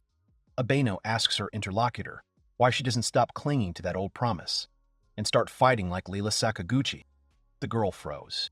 And then, a little sheepishly, Abeno adds that, at least to her, Leela is a strong person who only wants to avoid hostility with people. But that's not a bad thing at all. She has to stop. In response, Leela says that since she came into this world, there has never been an easy path for her. Leela tries to defend herself. She says that the life she had back then was difficult, and that is why she will never allow anyone to insult her. Kagyo reacts to this proud speech of her interlocutor with a laugh. Then, Abeno calmly notes that Layla seems to have stopped ranting. Layla is angered by this statement, and in a fit of anger, she asks the interlocutor about what position she is in, if she can give her advice. Abeno answers Layla calmly again. She says that sometimes she also gives advice to people who need it. And when his interlocutor asks whether Kaguya understands that Leela wants to become Morishita's lover, Abeno answers in return, asking Leela if she really looks like some kind of intolerant girl. Abeno says that Morishita-kun is the only one who can choose his partner, and then adds that she herself has no say in the matter. Leela, a little embarrassed, asks her interlocutor a question. If, hypothetically, the main character had chosen another girl, would Abeno have honorably yielded to her rival? Kaguya proudly replies that absolutely not. It is pointless to even answer this hypothetical question, since she claims that, after all, Morishita is madly in love with her. Layla realizes that she is truly jealous of Kaguya Abeno, but Leela's interlocutor still decides to answer her hypothetical question. Kaguya tells her that even if there was a 1 in 10,000 chance, no, 1 in a trillion chance, then if that happened, she would simply refuse. And then, when she leaves, Abeno will damn well take Morishita-kun's life. These words of hers scare Leela to death, and she thinks that Kaguya is really capable of such an act. After a while, Leela climbs the steps and reflects that although it is a little annoying, in the end, she always gets help. Opening the door to the room, Leela continues her reasoning and thinks that of all people, it was Abeno Kaguya who did this, although her interests are also devilish. Leela is surprised to find Morishita-kun in the room. He says calmly that she has finally arrived. Morishita-kun points to Layla's school bag, asking if it's hers, and then adds that she couldn't leave it behind, so he picked it up for Layla. Leela is surprised and confused. She asks him how long he waited for her. Really, all these few hours while she was not here. Morishita tells his interlocutor that last time, she asked him if she remembered the girl he saved. The protagonist tells her that the truth is that he clearly remembers that moment. These words of Daika make Layla's heart skip a beat. Morishita-kun continues. He says that he probably can't say whether he saved that girl. Since that girl died in the end, Daiki has a hard time saying those words. And Leela listens to everything the main character tells her, fascinated. Daiki tells Leela that he was hasty earlier and told her that she didn't know, but it's not something he can just talk about lightly. Leela's heart starts beating faster, and she wants to say something to the hero. But at that moment, he remembers his recent dialogue with Abeno and forces himself not to bring up the topic. Leela tells the protagonist that she understands, so even the protagonist can consider everything hopeless. Daiki agrees with Leela's words.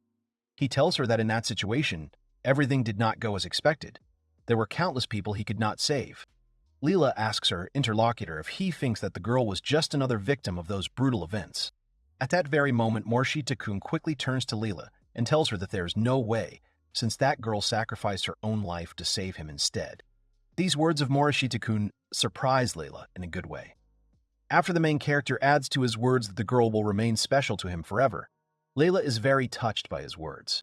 Leela tells Morishita-kun that she understands him and that what he says is very correct. Daiki asks his interlocutor in surprise why she would suddenly agree with him. The protagonist wonders if he even talked to his senpai about this before. He wishes that Leela hadn't openly revealed this extremely secret information. Morishita-kun turns to Leela and tells her that it was a surprise nonetheless. Leela reacts to his words with a questioning expression. He tells his interlocutor that the girl had blonde hair and wings too. These words make Leela wonder if Daiki has paid attention to her. But at this point, Daiki ruins the atmosphere by laughingly saying that this is the only similarity between them. He says that the girl was obedient and charming in that way. These words shock Leela, so much so that she tries to refute Morishita's words, but stops in time. Although this surprises Daiki, Leela reflects that what happened was not entirely because Kaguya told her not to do it, but because Leela herself does not want the hero to end up like Ariel, but like herself. Leela turns around sheepishly, taking her briefcase, and then tells the protagonist that she is grateful for the bag he brought her. She says that she spent quite a lot of time, so the girl hopes that they are not making any more noise. After these words, Leela, even more embarrassed, turns to Morishita-kun and hands him a bag of cookies, telling him to take them. The protagonist, realizing that he is being given cookies, asks Leela if she really made them herself. Leela answers positively, then adds that she made them as a thank you. Morishita accepts the treat from the heroine's hands and tells her that if that's the case, then she shouldn't mind if he does it. And with that, Daiki unties the bag of cookies and tries one. And a slightly surprised Leela asks him how he likes them and whether the cookies taste good, to which Morishita-kun, with a bright smile on his face, tells Leela that the cookies taste great. Because of his smile, Leela remembers the hero and is a little embarrassed about it. Leela says that she is glad to hear his praise. Then she boldly states that she did not make the cookies because she wanted him to like them. She says that it is just a token of gratitude and asks Morishita-kun not to misunderstand her. At that moment, Daiki chokes on his cookie, which causes Leela to ask a strange question. He replies that it's nothing like that. It just seems like Leela actually feels like a heroine of a light novel. To which she counters that, if he says that, then he's like a hero of a medieval RPG. Leela smiles and thinks that right now, she wants to meet the hero face to face, just as Leela, not as Ariel. She asks the protagonist if he wants a bento for lunch tomorrow. He replies negatively, then adds that he was just about to buy a bun at the convenience store. After Morishita's answer, Leela asks him if he would like to have lunch with her at the cafeteria then. He tells her of course, but then adds that she always follows him around to get him to buy her a bun. To which his interlocutor proudly tells Daiki that she doesn't actually force him to buy them for her. She says that he just needs to do it himself. Leela adds that in any case, this is her final, binding decision. And the girl tells Daiki to stop wasting time and just have lunch with her. Daiki tells his interlocutor that this is the case. He asks her why she always acts so pompous after all. That is not how you invite someone to dinner. To which Leela tells Morishita-kun that, after all, one person told her to continue living, doing whatever her heart desires. Daiki doesn't understand what they're talking about, and Leela tells him that it's already evening. So the girl, demonstratively turning away from Morishita-kun, tells him that she's heading home, but Leela remains standing. Daiki is surprised by her actions and asks his interlocutor if she wasn't heading home. Leela hums something under her breath in embarrassment, then holds out her hand for Morishita-kun to take. Daiki looks at this gesture, and then the guy says that it is impossible, asks Leela if she asks him to hold hands, and then quietly adds under his breath that this is not the case with everyone. After some thought, Morishita says that he doesn't seem to have a choice, so he takes Leela's outstretched hand in his own. A moment later, Daiki tells Leela that she is squeezing his hand too hard, but this didn't bother the girl at all. She smiled and told Daiki that it would be better this way. Leela thinks that this is just what she needs. She holds his hand so tightly that she won't let him leave her. Then, Leela repeats in her head with even more certainty. She will not let Daiki leave her again. At this very moment, at some airport, someone asks what the hell this is. It was an airport employee, and he was looking at the suitcase at customs and asking if there was a loaded weapon in there. Other employees question the owner of the suitcase. They ask her about some special expedition, and then offer her sincere apologies. The girl sighs in disappointment and says that she is wasting her time here. and then takes off her glasses from her face. And then, this same girl with a scar on her face says that this country is their next battlefield. City. Morishita sits at home. He tells himself with a sigh that he is broken. Now Daike completely forgets everything after not doing research for 3 years. He wonders if there is still any need for him to study. After all, as long as he has superpowers, only the sky is his limit. Now he understands that, to be precise, he doesn't have anything significant like a dream or life goals.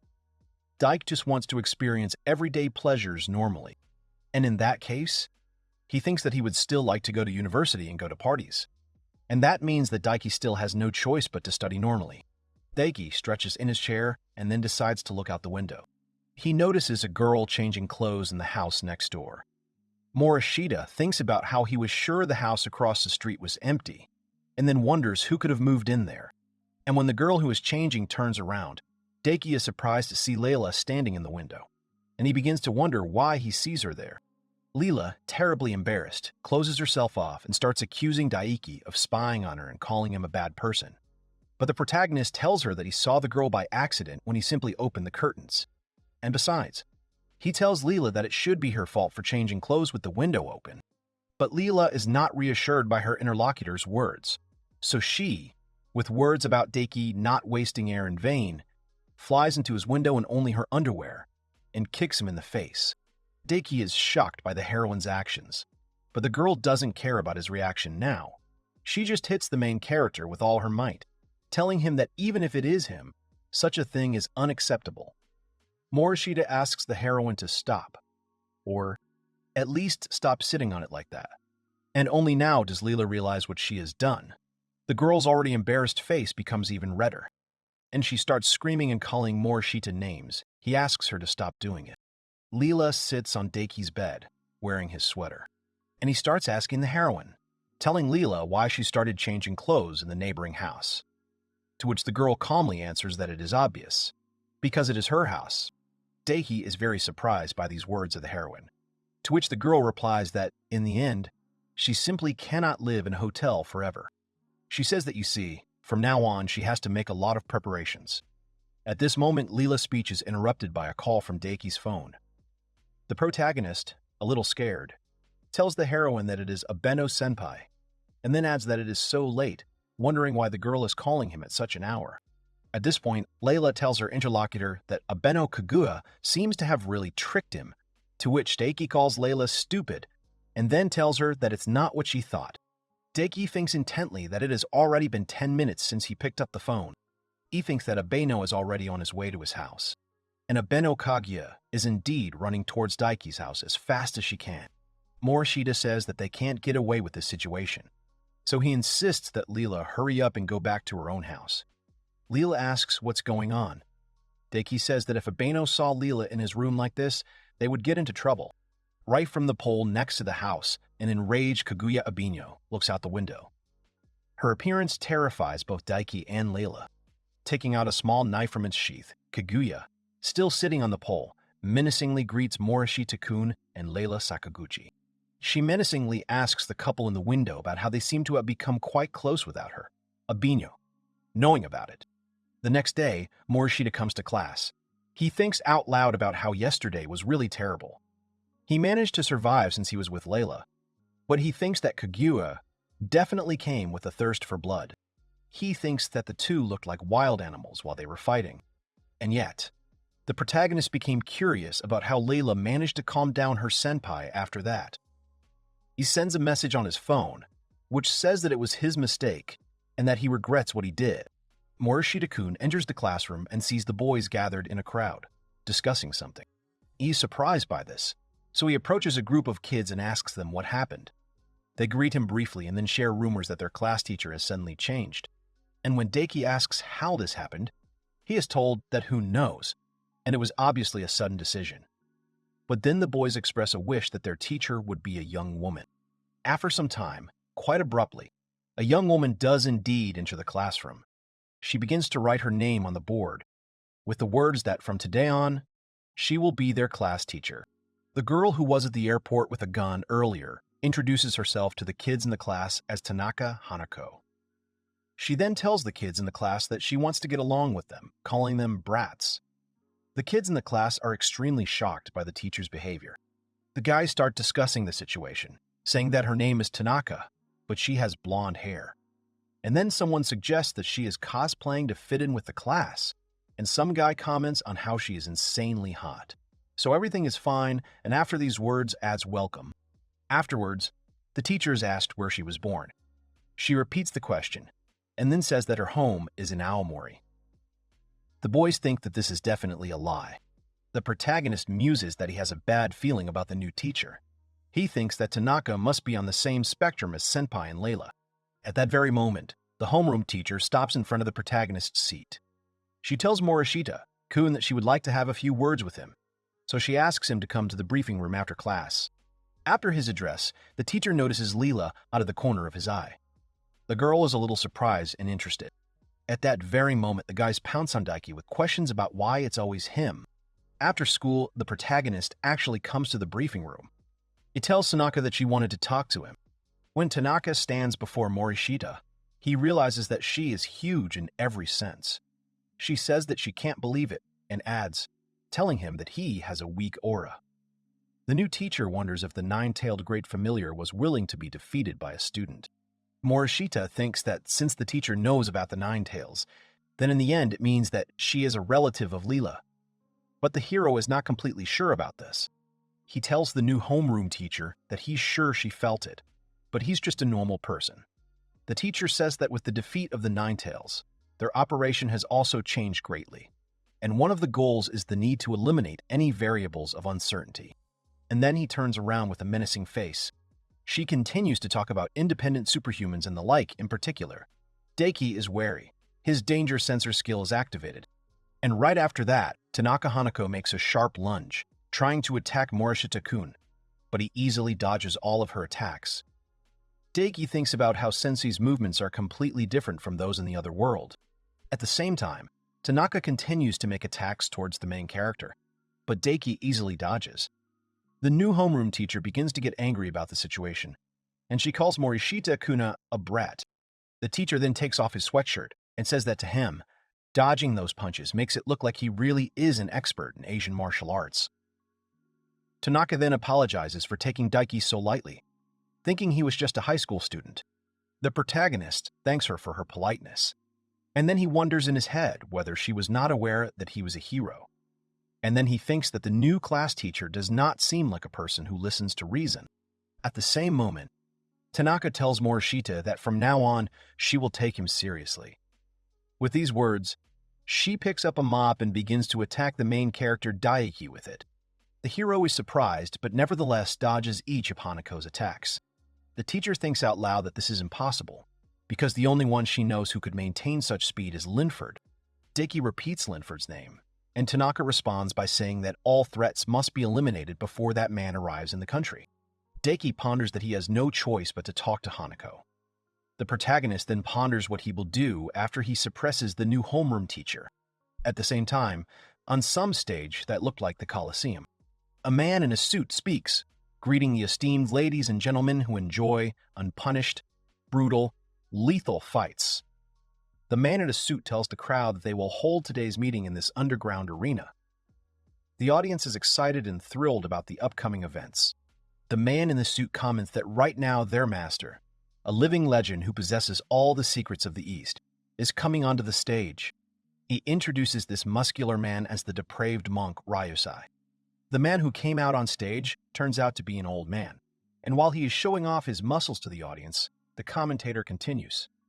He says that the man who came out on stage defeated the divine beast Chiron with the help of secret rituals and the fighting techniques of a sage. And this fighter is known as the elusive East. The commentator in the suit says that the one who will meet the elusive East face to face will be an assassin from the Vatican. Holy Knight returned from hell, Linford.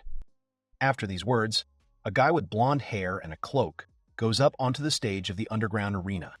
Questioning voices are heard from the stands, all about who the man who came out on stage is. Hearing the cheers coming from the stands, the commentator says that it is not unusual for the spectators not to know who this man is. After all, he was a complete non-entity just 6 months ago, an ordinary holy knight. However, he suddenly stood up quickly. Now the place of one of the 6 heavenly saints who are the most powerful beings in the Vatican was vacant, and he became his successor. These words make the fighter called the elusive East laugh. The commentator says that the reason he, Linford, as a respected member of the Vatican, is accepting the challenge to immortal combat is because he personally wants to prove his strong character. The audience shrugs their shoulders, discussing the situation. There are whispers from the stands that even if they were suddenly told that this man is one of these so-called 6 heavenly saints, he is a complete mystery. The commentator speaks frankly in his opinion. The odds are 120 to 1 in Linford's favor. So far, Ryusai has had 7 accusations brought against him by the Vatican, and all of them led to Ryusai's reign. And then he asks the audience a question, asking them if this battle will be another one-sided massacre for him. At the same time, Ryusai crunches his neck, and then he turns to Linford with a laugh, asking him if he is absolutely sure, to which the man in the cloak asks the question again, and then asks Ryusai a counter-question, addressing him as an old man, saying what he means. The muscular old man angrily tells Linford that he is a decent monk who thirsts for blood and carnage, so he tells his rival not to hope to return alive now. Linford calmly responds to his interlocutor, saying that he may be right, but that will only be possible if he loses. These words make old man Ryusai laugh, and he tells Linford that he likes him. An enraged Ryusai says that he enjoys watching brats like him, who don't know their damn place, fall to pieces with his martial sage moves. Linford laughs and tells his opponent that pushing himself too hard is bad for his aging body. Ryusai tells Linford to remain silent, as he must understand what this is. The spell is one of his secret sage combat techniques. The old man continues to say that from their people's perspective, it is a spell of powerful explosion, and the only way for Linford to go against him is to stop this spell before it starts. And then the old man adds with a laugh that the only way to stop it is to defeat him. Linford also laughingly tells his companion that this is just a demonstration for the Vatican. Therefore, he will only have to take his life after Ryusai releases his full power. So Linford promises the old man that he will not touch him until his technique is complete.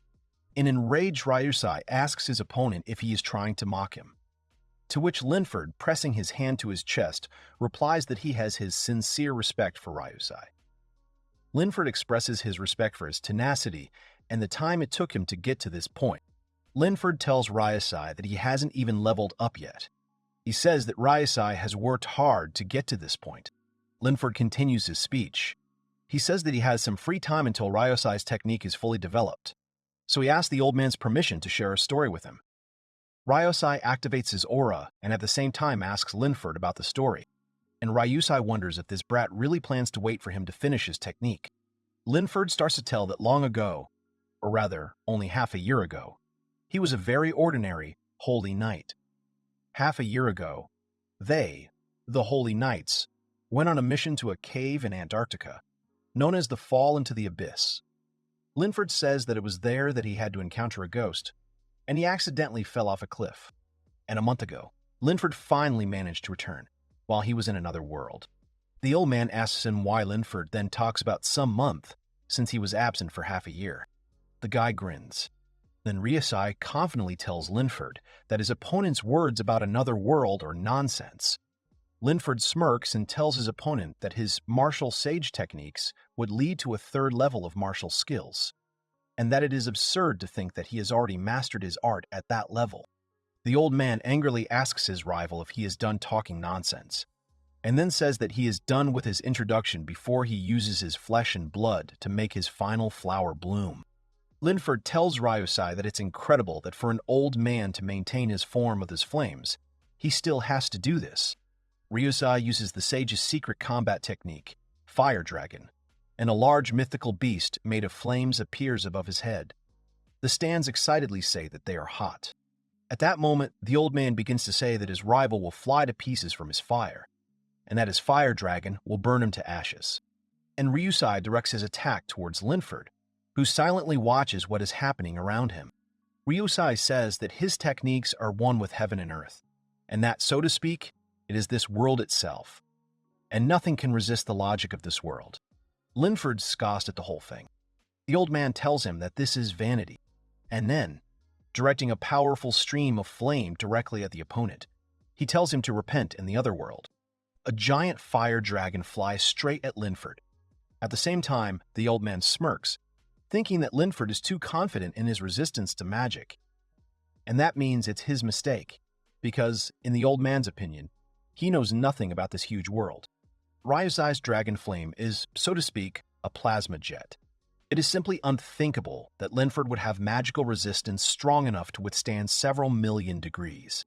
To these words, Linford says that, of course it is impossible to resist something like this with only magical resistance.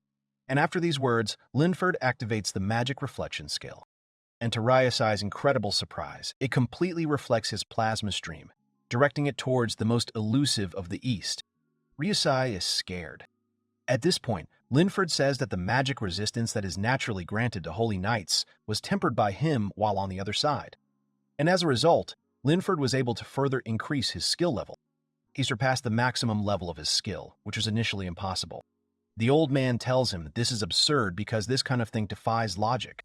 And after these words, Ryusai is overtaken by his own attack. The spectators in the stands are amazed by the outcome of the battle.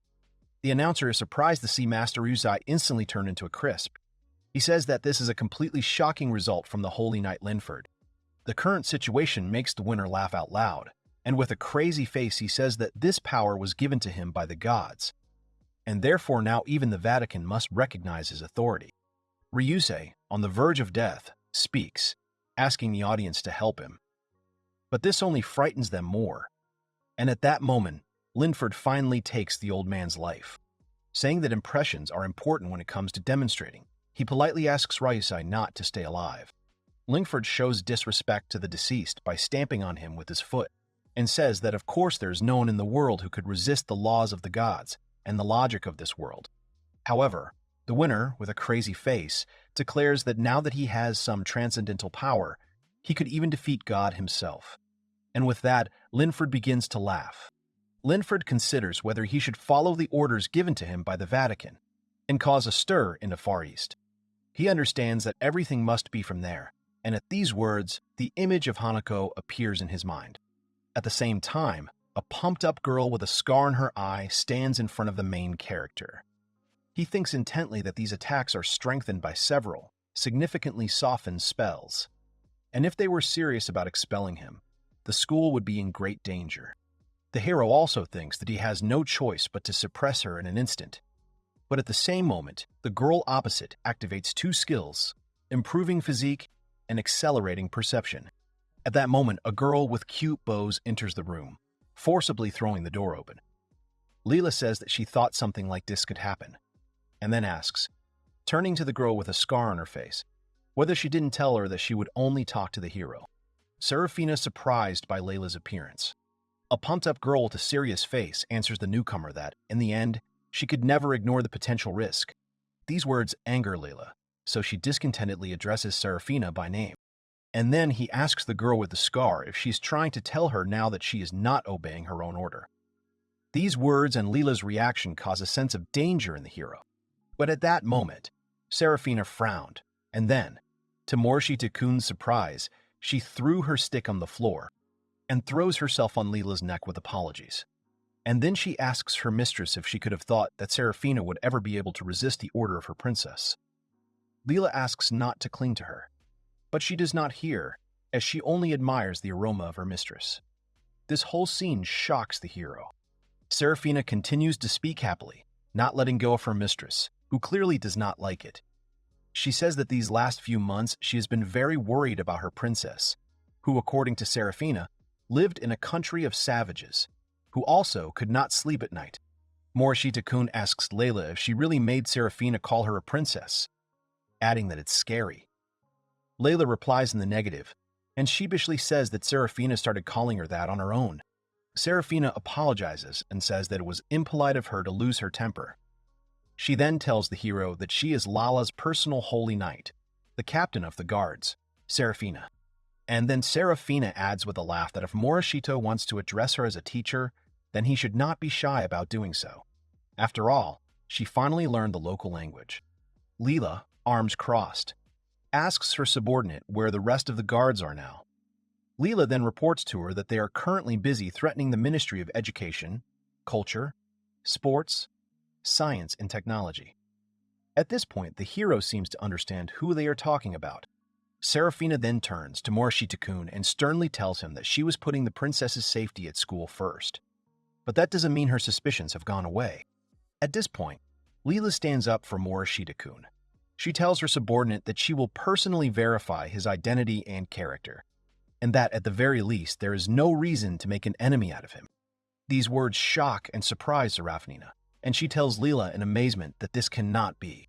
Serafina pounces on Morishita, asking the surprised hero how he could have entered into a man-woman relationship with such a modest woman. And these words make Leela exclaim that it is not so. The protagonist then asks Serafina in surprise why she adores Leila so much despite her being her boss. Serafina is angered that she received this remark from such a selfish guy, and then thinks hard about Morishita's question. After which Serafina says that she believes that her affection is probably hard to understand for someone who doesn't know the circumstances. And then she asks Morishita if he wants to hear a little story. She asks if the listeners are aware that they belong to an underground organization called the Vatican, to which they respond that they are more or less. The Vatican is an organization that is divided into different ranks, such as the Holy Knights, Dominions, Faction Elders, and the 6 Heavenly Saints. The Holy Knights are at the bottom, and the 6 Heavenly Saints are at the top. Leela is in the Dominions, in a special funeral department to combat violence. Serafina continues that they, the Holy Knights, are the lower classes of society, disposable tools that can be replaced endlessly. She says the Vatican is not the only power existing in the shadows. There is the Witchcraft Society of America, the Hermit Association of China. All sorts of powers compete ruthlessly every day. Serafina then asked Morishita-kun if he has heard of the underground arenas in Hong Kong, to which the protagonist replies in the negative, and then asks Serafina who she is talking about. She says that these are places where people with perverted interests gather. The objects on which they bet are people, animals, monsters. Under the dark looks of those listening, Serafina continues. She says that this is an elegant scheme for finding pleasure, a battlefield for everything, and what's more, such places to the underground forces, according to Serafina, will become a suitable place not only for business, but for them to be able to demonstrate their power. Morishita ponders, asking if this is a show of force, to which he receives the answer that it is. After all, no matter how many ghosts you fight, as long as they can't appear in public, it won't bring them any publicity. However, in the end, it is just a show, and no organization would throw their top-notch fighters into such a fight. Because, according to Serafine, the loss would be immeasurable if they lost one of their precious superhumans. However, the Hermit Association is a different matter. They station their top-notch warriors there to boast of their invincibility. Serafina says that they want to demonstrate their power in Hong Kong, which is completely under their control. However, the Vatican is clearly bored. Finishing her story, Serafina says that in this way, sometimes, the Vatican throws its newbies into the Association of Hermits. Morishita-kun says that the Hermits, whoever they are strong opponents, to which the new homeroom teacher replies that even if they lose, there is no loss. For them, if by some super rare chance they were to defeat them, it would be a great success for their organization. Serafina says that these types of games also appeal to their viewers as they result in big bets and huge profits for the arena, which makes everyone happy. Serafina, smiling, says that besides them, the Holy Knights, who fight for real, some terrible chimera creature lets out a roar. Serafina once had to fight the monster Manticore and got a scar on her face. It was just a performance, a warm-up for the main event, and their only intention was death. Their organization used the humble Holy Knights as tools to gain the right to challenge the Hermits. At the time, Manticore was too much of a foe for Serafina to handle. All the audience could do was watch as she was destroyed right in front of them. However, at that moment a miracle fell from the heavens right in front of Serafina. It was Leela who stood in the monster's way. She said it was so terrible to be forced to fight and then lose your life. And spreading her wings, the little girl said that this was unforgivable, and that she would put an end to it. Cries are heard from the stands about whether this is the girl who was hailed as a miracle. At the same time, the organizers understand that they will receive many complaints from the Vatican if the miracle loses its life here. Therefore, the arena chooses to stop the fight, and thus they are given back the life they were supposed to lose. And already at the present moment, Serafina says that the princess has really been neat and nice for a long time, and she is kind at heart. Yes, she is an angel in the flesh. Leela reacts to this praise with a little embarrassment. Morishita tries to refute Serafina's flattering statements. He says that Leela talked to her classmates like slaves today, which was the very personification of an arrogant person. At these words, Serafina becomes aggressive and asks the hero if he, the son of a dog, is trying to mock the princess. Layla tells Serafina that she actually already asked her to stop calling her a princess, to which she has answered with disagreement, saying that a princess is a princess for the guardians. Layla asks Serafina to stop lying to her. The protagonist watches what is happening with an irritated and tired look. After a short while, Morishita tells Serafina that he has realized what kind of relationship he has with Leela. He then asks why Serafina decided to pretend to be a teacher at the school. Serafina replies that she has said this before, but their mission changed after the destruction of the Nine Tails. But Leela doesn't let the new teacher finish. She makes a remark about her talking too much, and Serafina immediately shuts up, saying how could she be so persistent? And when Daiki asks Leela what they are talking about, the girl tells him that he has nothing to do with it. Serafina starts laughing and then says that she's done with the school children for today. Daiki asks her, a little irritated, if she's really going to continue acting like a teacher. Sometime later, Abino, Morishita, and Leela are walking down the street. Abino Kaguya is terribly annoyed. She asks Daiki why Leela is walking them home, to which the girl shamelessly answers her that it is inevitable, because she is his closest neighbor after all. An enraged Abino asks Leela why the hell she moved in with Morishita-kun in the first place. Leela says that the cheap house in the neighboring area just happened to be next to his house, but in her mind she thinks that this is a lie. Abeno seriously considers moving from the penthouse here. She remembers that she is supposed to buy the land nearby. Morishita says that Kaguya's words are becoming dangerous. At this moment, Abino has a revelation and exclaims to the hero that how could she not notice such a simple thing? She says that if Morishita-kun moved into her house, the problem would be solved, and then playfully declares that they will still start living together someday. Leela says that this can't be, and Kaguya mockingly asks her why she is against it. Morishita says that his father is currently away from home due to his transfer to another job, so he can't leave his mother. To which Abeno shamelessly suggests that, why not? In that case, their families become one already. At that moment, Kaguya receives a message on her phone. She realizes that it is from the head of the family and then tells Morishita-kun that they will end it here for now, and that she will call him later. And Leela thinks that if Daiki and Abeno lived together, he would begin to distance himself from her, Leela, more and more. Morishita notices the noise of the wheels towards them, and the hero manages to carry Leela and save her. This truck crashes into the wall. The situation raises a lot of questions for the heroes. Serafina gets out of the truck. She apologizes to the princess for keeping her waiting. Leela reacts with a little surprise, saying that it was Sarah and her gang of losers. This reaction greatly shocks the hero, and he reminds Leela that she actually just almost got hit. But now Daiki remembers the words about losers. And just then Serafina commands someone in the truck, saying, "Come on, get this into the house." 4 more guys climb out of the cargo hold. They stood behind. All the guards were assembled. Everyone says hello and introduces themselves as Arakana, Ulzas, Procyon, and Amber. Afterwards, Seraphin begins to command the small group, and together they begin to get things.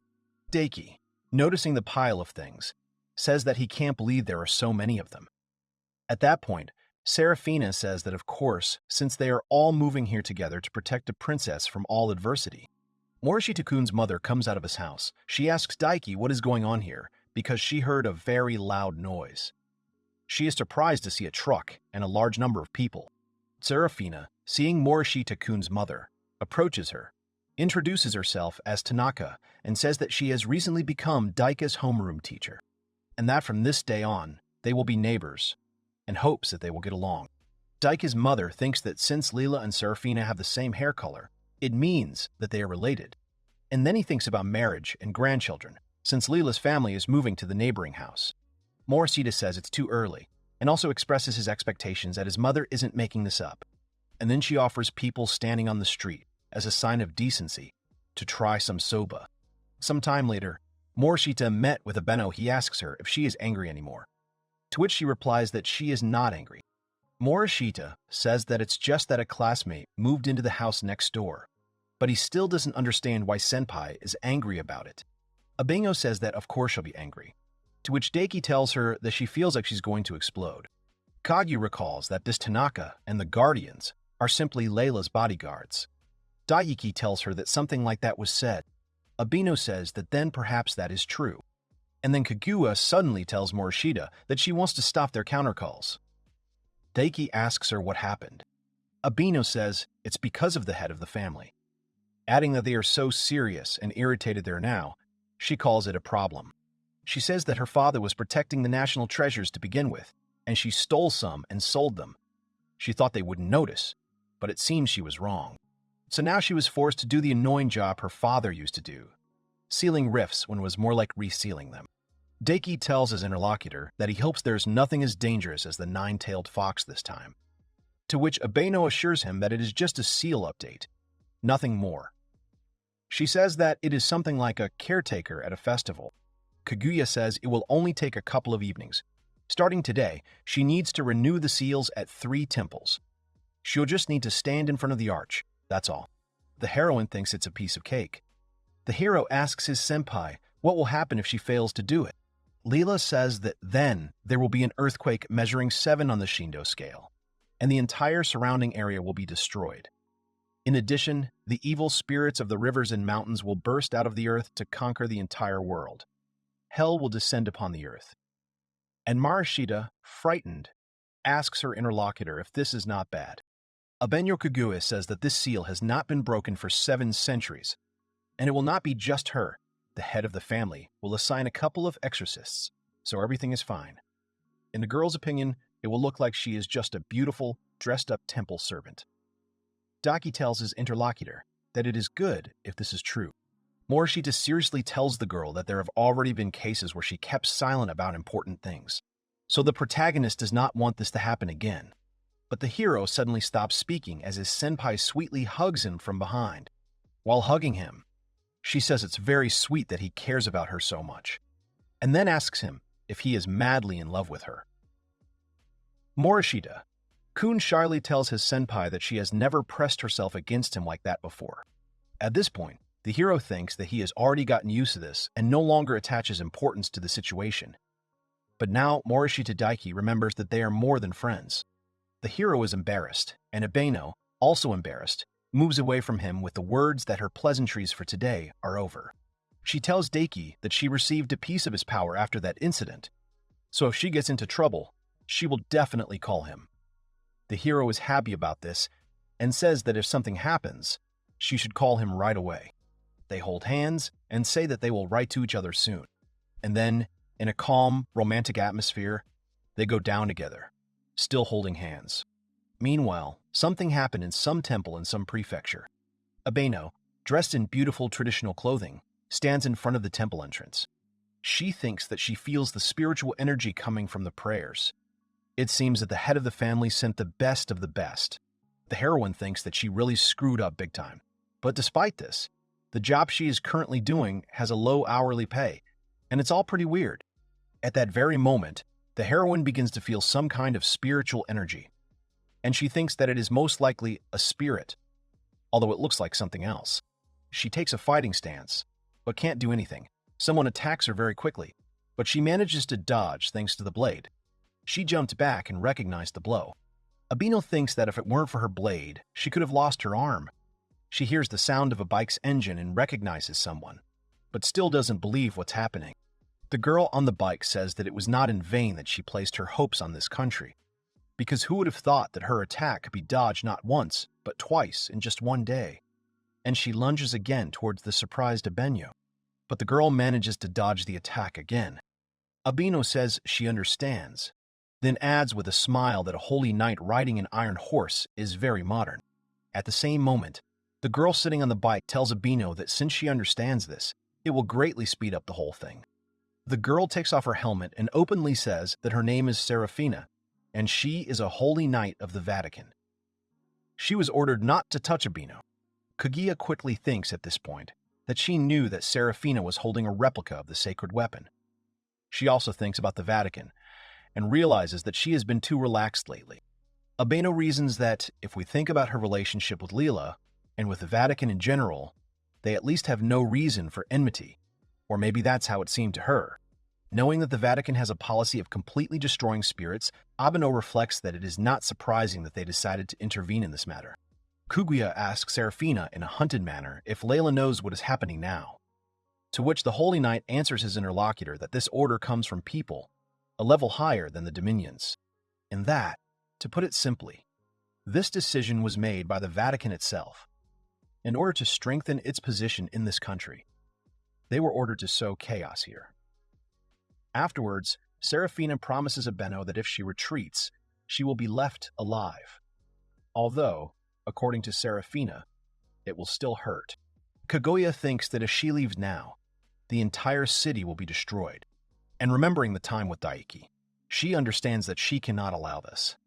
At the same moment, Abeno takes a fighting stance and tells his opponent that now is the time to demonstrate the Abeno family's exorcism techniques.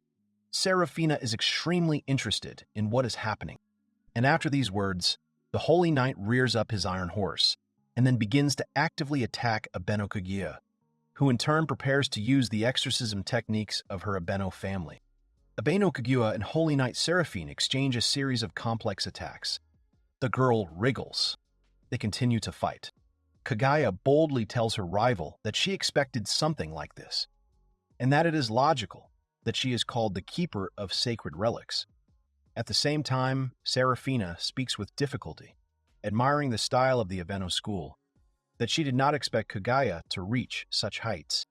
The girls again exchange a series of complex attacks. At this point, Serafina wonders how it happened that their taijutsu is on the same level. And then Serafina thinks that considering the difference in their weapon skills, Kaguya is much stronger than her. She is disappointed with her conclusion. Serafina tries to attack Abeno, but she jumps up and the Holy Knight misses, then calls his opponent names. Serafina, brandishing her weapon, asks Abeno why she still hasn't used the talismans. Kaguya thinks that Serafina is right, because if she had used the talismans now, then victory would have already been in her pocket. Abeno would have used them long ago and burned everything around to the ground. However, she realizes that if she did that, she would become a common murderer. And then, of course, she would no longer be able to maintain the same relationship with Morishita. She gave up fighting for her own survival. Now she's willing to sacrifice everything to protect everything she holds dear, everything she wants to fight for. Abeno tells her rival that she is sure that Serafina also senses their difference in strength.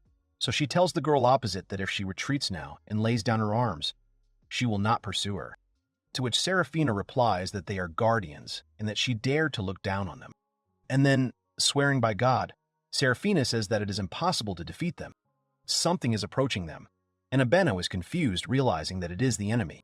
She was wounded. They surround her, and Serafina says that they should have started with the fact that they are a team of 5 people. The so-called Cell of 5.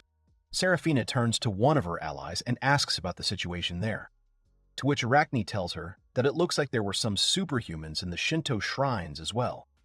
She thinks about something. She suggests that maybe she should just spray the deadly gas there. These words greatly surprise Abeno, and Serafina, laughing, says that now everything has changed. What a turn. Serafina tells Kaguya that it turns out that she is the only one left now. However, according to Abeno, they both do not want to give up. Serafina absolutely agrees with this statement. At that very moment, Arachne, Ulsas, and Ember attack Abeno Kaguya from different sides, who is sandwiched between them. She sighs heavily, trying to brush off the attacks of her opponents and covering herself from them with her hands. After a few moments, Abeno Kaguya begins to realize that the situation she is in is very difficult for her. She thinks that if this were a duel, the attacks coming at her would feel completely different.